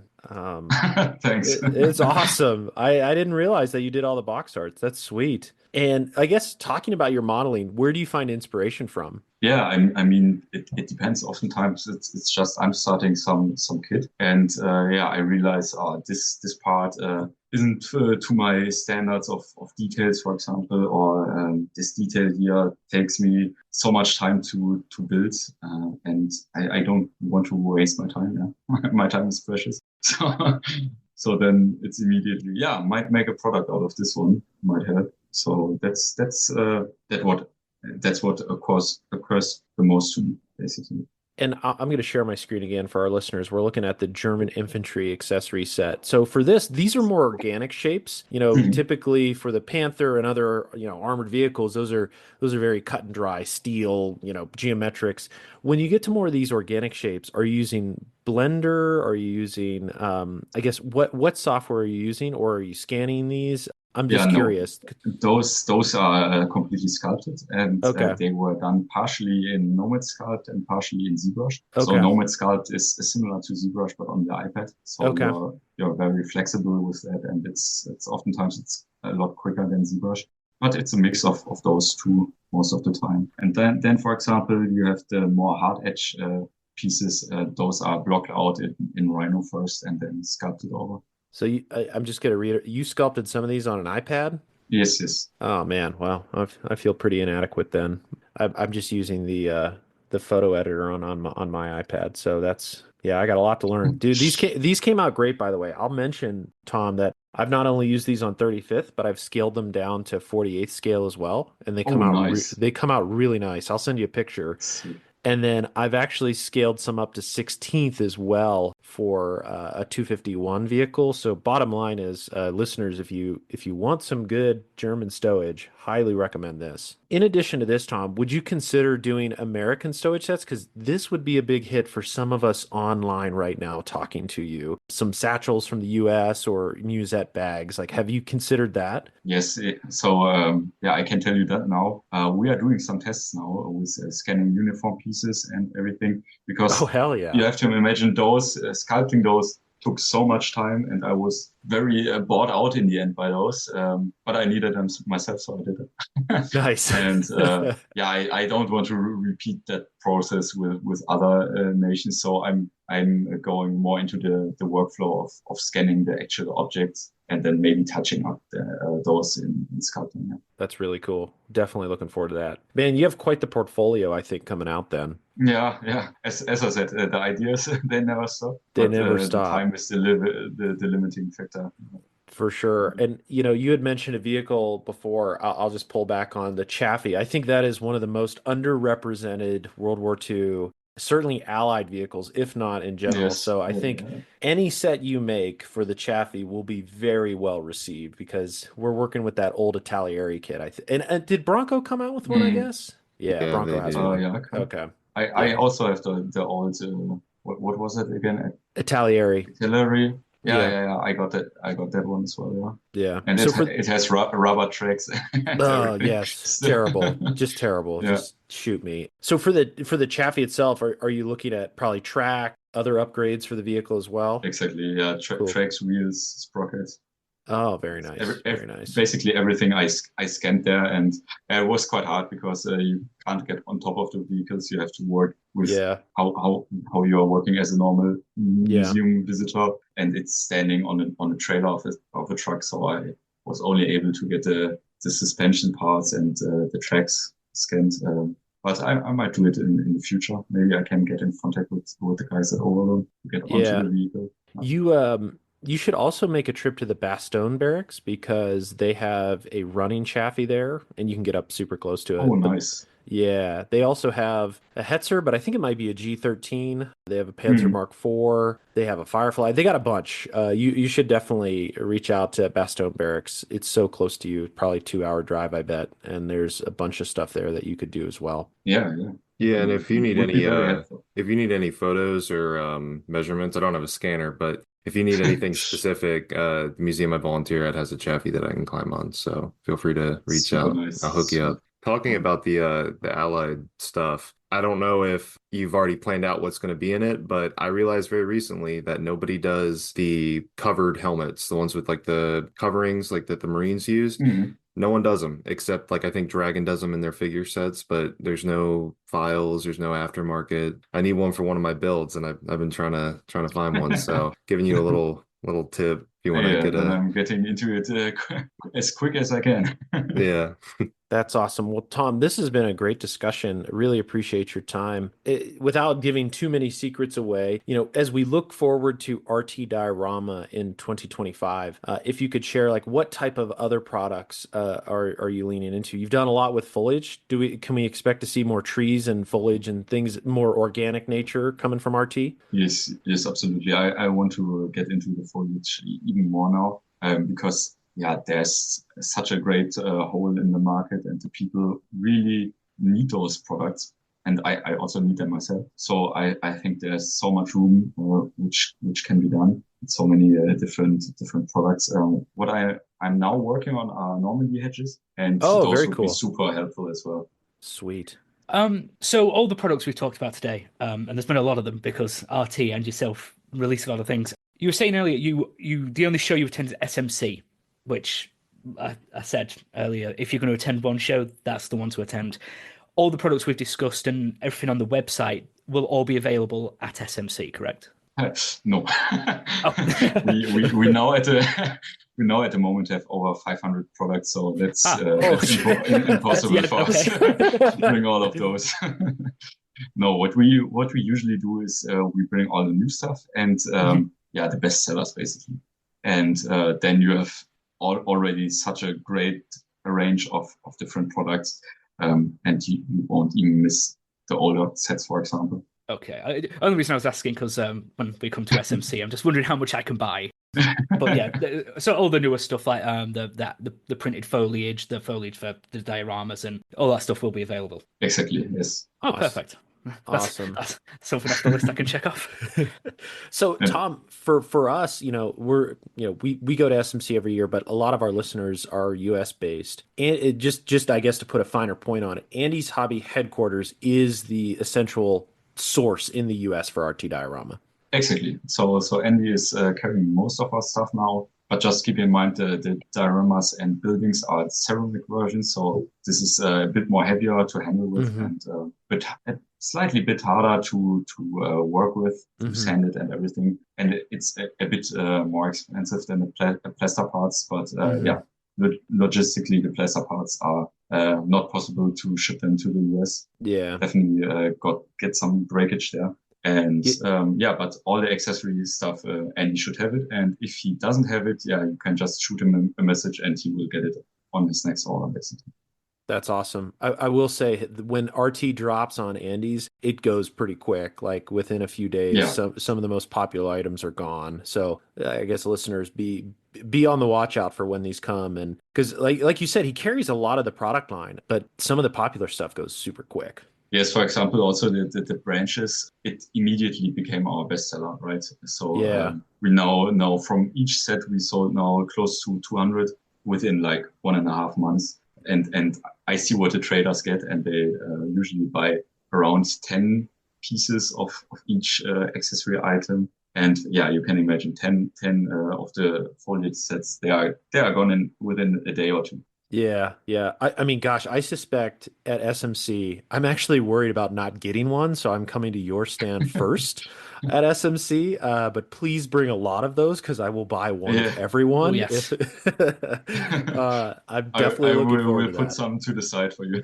Outstanding. That would be great. And as we talk about RT Diorama products, if you could give like what are some of the most popular dioramas that RT produces? You've talked about your Mhm. favorite, but as we look at your catalog, you've been out for a couple of years. Which ones, are and maybe pick, 2 or 3 that are just really popular with scale modelers. Okay, I think the most popular one, besides the railroad crossing, which is also very, very popular, there's the Abbey Street, which is a reimagination of the old Verlinden set. And this is very well received by the people. It also has all the details in there. There are 3D printed pieces, laser cut pieces, the stained glass windows are included. So you have basically a full package there. Yes, yeah, there you got it. And that's one of the best sellers. And yes, you could now go into the shop and to best products, and then you can filter by dioramas, and I can talk a bit about each piece. Yeah, there you go. So yeah, as I said, number one, railroad crossing definitely. And yeah, okay, this third one actually that's quite interesting for myself as well. That's our new church, and yeah, I wasn't even aware that it's so well received because that's a very large diorama. You really got to have space for that one. It's I think 40 by 40 centimeters for the base plate roughly. So it requires a lot of space, but you have a beautiful Gothic church. You also have the laser cut windows included, some of the 3D printed pieces, and we have a lot of accessories for that one. For example, in the diorama itself, I also added another spire, which we have as an accessory. You have different stained glass options for that. Yeah, and all the spouts and everything you can add as well. I think I'm definitely going to need to bring another bag to SMC because there's so many good products. I even love this bombed out street. That looks awesome too. Yeah, this one is a very old set of ours, and we had a different box art for it with a pinkish facade, and it was selling so badly, but it was a nice piece. So we upgraded it, added some 3D printed parts as well. Now Vincenzo Lana did a box art for that one, and yeah, now it's selling really good. That's awesome. Also, it's a nice little diorama. Has again, just like the Abbey Street, has all the details and pieces in there, so it's out of the box set basically. That's great. I'll pick on one more. I love the beachhead defense is pretty great. The one thing I love is your render of the Type 95 Hago. That looks so good. Thank you very much. This is just great. Really, really well done. Yeah, that topic also, the Pacific topic, it's so underrated in my opinion. The Japanese armor is so interesting Yeah. and so different from all the other tanks and vehicles. So Yeah. and also now we have some contacts in Japan, and the Japanese modelers, they also really like the Pacific theater. I mean, Mhm. so they are also into that, and there might be some more sets in that direction in the future. How cool was it to see Night Shift produce that big diorama with the watermill?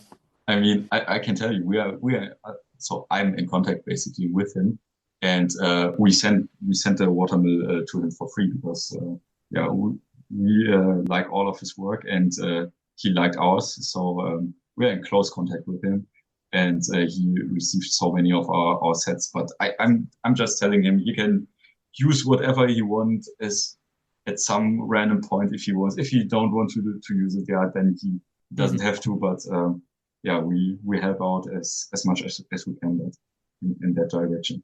And we also have some specific thing planned together with him, but I can't talk too much about that now. We're waiting on bated breath. Looking forward to that one. You had mentioned Pacific, and I see Jackson itching at the bit here, so I'll turn it over to him. Yeah, I mean, the Pacific stuff is awesome. I actually didn't know about that set, and I brought a M4A2 from the Marines to SMC last year, but I kind of rushed a base threw it together to just get it on something. But I mean, it would work perfect for that. So I think I'm gonna pick that up after this call. But yeah. Speaking of the Type 95 render, one of the things I wanted to ask about earlier that I didn't get the chance to was you said you use Keyshot. Do you do all of the texturing yourself as well? Yes, yes. So that's basically you have the 3D paint option in Keyshot where you can, for example, add a camouflage, and then you can add decals. So you can use grunge decals or the streaks and all the speckles as a decal and add it to the texture itself. So it's quite easy to use. That's awesome. Yeah, I'll have to give that a shot because again, one of the things that you do on your Colts that I love is actually having the renders. I definitely was inspired by your renders with the white background and the logo and everything. So I will fully admit to that. It was a huge inspiration. Feel free to be inspired. It's No it's a worries. very, very good format. But yeah, using actual, textured renders and stuff is something that I've always wanted to get into, but just haven't really had the chance, or I guess I just haven't done it. There's no excuse for it. I was gonna say I haven't had the chance to, but I have. I mean, yeah, Keyshot it requires a license and it's quite expensive because it's an industrial product basically. So it's industry standard for rendering products. But I think you can do it just as well in Blender if you give that a shot. Yeah, and then you said you used Rhino for design work, right? Yes, exactly. I started out with SolidWorks, but SolidWorks is very much cut focus, so you have to give everything a correct dimension, and there are some options that take different multiple commands. If you, for example, want to copy a piece, it takes I think 3 commands. It just takes such a great amount of time. And then I did an internship during my studies at an industrial design studio, and they used Rhino, and it's so handy. You can copy paste, you can work so quickly on different parts, and in SolidWorks you are so limited to the technical aspects. So you are very flexible with Rhino in these. For example, in my internship, I did everything from power tools to kayaks. So you have a large variety of different shapes, and you can also very well work out organic shapes in that. Yeah, that's something that I'm trying to remember. It might have been BJ. I think BJ used Rhino, and he was always telling me to give it a shot. And yeah, you're definitely selling it to me because right now I use Autodesk Inventor, and similar to the one you brought up, it's very command and like math based, right? Where, you'll set a dimension very early on, and if you want to go back and change that dimension, it has cascading effects. So you have to, yeah, make sure everything's working together each step. But that's something I might look into to switch over to. Yeah, Yeah. absolutely. I'd advise that to everyone. It's also very easy to get into if you have prior 3D modeling experience. Yeah, BJ from Panzer Concepts. Yeah, he did use Rhino. I remember him mentioning that a lot. Yeah. Well, Tom, thanks so much for taking the time to talk to us. This has been great. Really, really a good conversation because we've all wondered who Faustus is, and now we put a face and a name to Faustus. We also know your extreme involvement with RT, your amazing products. And for our listeners, you can either order directly from the RT Diorama website, or if you're in the US, you can get it from Andy's Hobby headquarters. He certainly publishes it a lot in his YouTube videos. And then who isn't inspired by Night Shift with his water mills? So, Tom, thank you so much. Any last words, any comments? Floor is yours. Yeah, thank you so much for having me. It was a great conversation. Also, thank you for all the kind words about the products. That's obviously what you want to hear the most, right? It really makes me happy that all the products are so well received by the community. And yeah, I also want to add that I just prior to this podcast, I added a coupon code at my cards. Oh, so great. with plastic posse, you can get a 10% discount on all the products. So feel free to use that. That's awesome. I'm going to use it this afternoon. So, but Tom, this has been great. Like you said, the RT Diorama line, it's so popular because I think, even though we're coming to a close, I'll also mention for our listeners, a lot of them, if you're over 40, 50 years old, Verlinden. And Verlinden is no longer here. And Verlinden's niche was buildings and diorama products. And I think RT has not only taken over that market, but also just elevated it so much more with 3D printing, laser cutting, and then just the quality of product. Like, you are the new Verlinden, and you've surpassed them in just terms of everything and anything. But super awesome work, and now I need to bring an extra bag to SMC.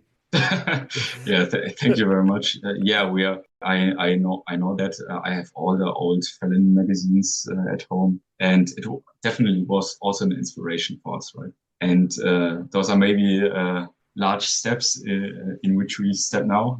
But I think all the different techniques and the availability of 3D printing and everything can make those products so much better and so much more detailed. And I really like the whole process in every way. Awesome. Well, Tom, thank you again so much for joining us. I know Jackson and Jensen and I have been really looking forward to this conversation for a while. And it's, again, great to put a face to the name. And then at SMC, drinks are on us. So we will see you there. Yes. Awesome. Super well, nice. Thank you so much, and we'll call it there.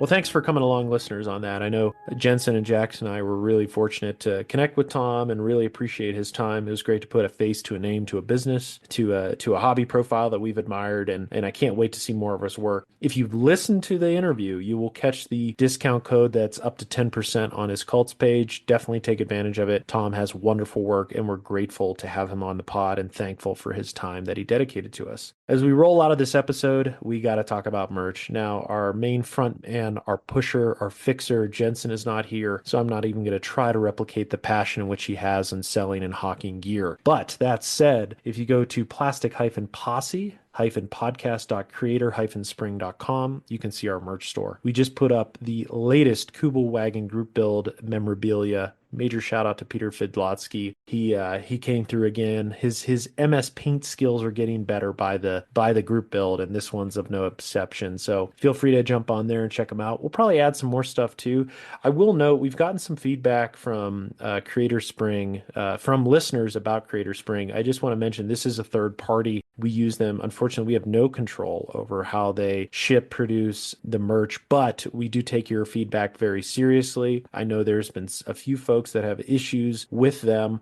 So we're going to look into some alternatives and what else is out there to provide third-party products to our listeners. That said, we do hear you. We take these things seriously, and we're going to look into what we can do. I'll also say I'm I recently learned how to make shirts at my work, and I think the Plastic Posse has a pretty cheap alternative to some of this. So we'll look at doing some more special edition shirts that are limited run, and then if you see us at a show, maybe there's an opportunity to connect there through some merch as well. So with that, we are restocking a lot for the upcoming AMP show. We'll have stickers, other merch, and cool things to hand out to folks, and then certainly at SMC as well, we'll be coming in force. With that, I'm going to turn it over to Scott to outro us and tee us up for the next episode in 2 weeks. Awesome. Thank you, JB. Well, again, happy birthday to you, John. Really had a great time, obviously, as you could hear last weekend. Thanks a lot for joining us for the episode, and hopefully it's inspired mojo. I mean, I know for me and Grant and JB, one thing that you get when you do open, like John said, when you do open yourself up at these events, it will just fill your mojo tank to overflowing. I could literally not wait to get back to Salt Lake City and get back to my bench. And so hopefully you've gotten a taste of that, and you're motivated to keep working on whatever you've got in your personal queue. So thank you for that. A couple little business updates for you. The 48 and 48. We've gotten a lot of started doing hand deliveries at Commies. Got a lot of drop ships done. I will be shipping some items this next coming week. So if you don't have your items yet, those will be forthcoming in the U.S. and Canada. Those come from both on the East Coast from Darren and the Model Geeks, and myself and the posse out here in the West. So in the next week or two, most people should be getting everything wrapped up on that. So if you have any questions, you're welcome to reach out to me on that. Thank you for all the generous donations and bids and everything. And then we also have, I think we've got a podcast interview to do and a couple of other things that happened. I think John's got some buddy builds to engage in. So some great stuff. So anyway, huge shout out to everybody on that. And that's an update there. Coins and chips, we are getting those done. All the Canadian ones went home with Robbie. Appreciate the model guy stepping up for us and getting all those Canadian ones out. We have done an order for new coins, which we've been out of because of how many people completed this. We should hopefully get those fairly soon, and then we will complete delivery of those to all 180 people that earned them. So we're getting close. So be patient with us on that. TJ's been working on issue 3 of the Scale Prospector. Just workloads with all of us, but I think we're making some good progress there. Lots of shows coming up where you can meet the posse if you like. Again, we'll be at AMPS Nationals. A couple of us will be at Best of the West in Vegas. Obviously, the Rocky Mountain Expo in June, and then SMC. All of the posse will be attending SMC in Europe, and that's going to be amazing. If you're going to go, send us a message, and we'll see if we can bump into you somewhere along the way. Yeah, and I'll just mention for SMC folks, it's not only the show, but the prelude as well. There will be a group of us going to England the week before. So if you do live in London or around the Bovington area, please feel free to reach out. We plan on getting in Saturday and spending at least 4 days, 5 days in London. Then we'll be taking the train over to Brussels and spending the 3 days before SMC in the Ardennes Forest, traveling around to some sites. We have a Airbnb in Foy, which we can't wait to go to. We'll have a bunch of things planned throughout the area, and then we plan on rolling into Eindhoven early the afternoon on the Friday of the show, and then a Saturday, Sunday at the show. And then Monday, we will hit one museum in Overloon before returning to Brussels to drop off the cars and head back to London for a nice evening in the city. So if you're interested in joining us along the way at all, please let us know. It'll be a lot of fun and simply can't wait for the show. Thanks, JB. Grant, thanks for riding along with us this time. We missed Jensen, and we missed that TJ guy as well. So we hope that they're having a great time, but this was a lot of fun to talk and to kind of catch up with everybody. Grant, you got any big modeling related plans here in the short term? No, not real. Well, I mean, SMC is the big thing for everybody. I'm really looking forward to Best of the West. I'm seeing some people out there. It's always a great show. I love the way they do their show out there with all the different groups providing judging and all that kind of stuff. It's really good. I know AMPS Nationals is going to be fantastic. I'm going to be the only posse member not there because of work. But, Jensen's coming over, like I said earlier. That's going to be great. And I just can't wait for SMC. I'm not going to be able to spend as much time with the guys because me and my wife are going to be in France the week before doing 20th anniversary stuff, wedding anniversary. But I will be there Friday morning. I come up to Antwerp and pick up my car early Friday morning, and I will be heading right over to the Netherlands after that. And I will be there till Monday. And then I'm out Monday afternoon. I take a flight out from there. So it's going to be great. I fly back to France, pick up my wife, and then we're going to take off, spend a day or so in France, and then we're going to take off from France. But I cannot wait to have the whole crew together again. It's been a while, and it's going to be a blast. It's going to be so much fun. It's my first SMC, and God knows how long. I went to one long time ago when I was stationed in Europe, but I didn't enter anything. I'm going to enter. And if you're going and you know who I'm talking about right now, you need to enter something. Bring something and do it. Yeah, Josh. Yeah, he'll call you out. I will. But if you're coming, bring something. It's nothing, but you can't. It's going to be a great time, and you're gonna regret if you don't. You are. So just bring something and put it in the thing. Put it in the show. But I can't wait to meet all the people we've been talking to in Europe. I can't wait to see Spud. I can't wait to see everybody. I mean, everybody. Peter. Everything. So, and I plan to do some real damage. I'm bringing an extra bag in the vendor room. There's some figure makers that are going to be there that I can't wait to see, and some other stuff. So I'm really looking forward to that. So my plans for the next 6 months are get a couple more models done, paint a few more figures, try not embarrass myself at local shows, and then head to Europe. That sounds great. I think John's going to have 2 bags, one for RT, one for, other items, but you got to have one dedicated just to RT stuff. So yeah, we're gonna get our own train car, and that's why I limited people in the rental cars to 3 folks, just because I know what damage is going to be done, and it's going to be a lot of fun. I literally can't wait. All eyes are on that show. I do want to bring, like last year, time gets away from you, as we all know, and I'm being very deliberate right now to stay focused and disciplined on at least getting one solid project done. And I'm thinking this Firefly is a good start. And then into the summer, I will start chipping away at the 251 Calliope, and then I want to do the Edelweiss as well. And then yeah, but bottom line is that show will be the hallmark of the year. But I don't want to lose focus either. I know we're trying to wrap this episode, but I think AMPS is going to be a lot of fun too. It's unfortunate Grant can't join us, but we're still going to have a large contingent there. So if you're a posse listener and going to that, please join us. It's going to be a lot of fun. Scott's even dragging his ass there, which is going to be great. We're going to get him drunk on Coke Zero and Costco pizza, and he's going to act a fool. But no, it's going to be a blast. And I'm actually thinking I could probably get this Firefly done for it, because the AMPS is a little bit over a month away. I'm going to try an experiment and focus on one project for a month and see how far we get. But bottom line is that'll be a lot of fun, and it'll be a great East Coast rendezvous, and especially going over TJ's house before and having a slumber party in the basement with all these blow up mattresses and grown-ass men laying on the floor. We talked to Pat Brown and told him that we were going to maybe possibly do some Civil War sites, and you could see the ears go, yeah. Should be amazing. So anyway, well, thanks, guys, man. John, have some cake for us. Yep.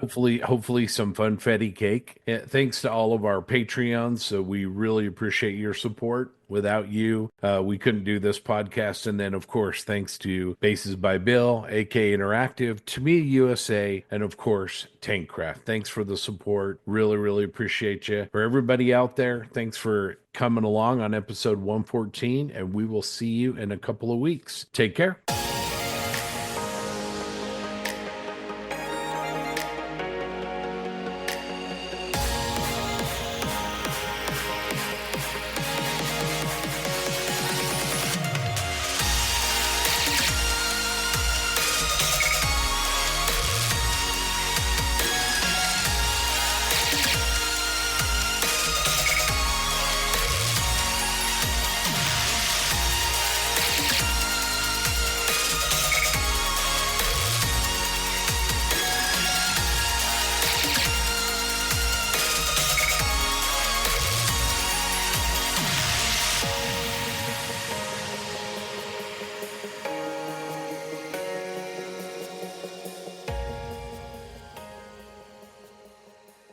One of the ways that you can help to support the Plastic Posse is to become an outrider. If you want to become a Plastic Posse outrider, it's not hard. It's easy. And as Jensen likes to say, you can even do it wearing lounge trousers. Head on over to Patreon at patreon.com/Plastic Posse Podcast and just set up a recurring donation there. Its contributions help offset the cost of bringing you the posse. They also help with swag, with social events. Everything goes into the community. There's 3 different tiers of support, and they start at just $1 a month. There's some great benefits to being an outrider. You get early access to podcasts, you get premium access to us, and the chance to appear on a podcast and also participate in exclusive Triple P content and social events at model shows.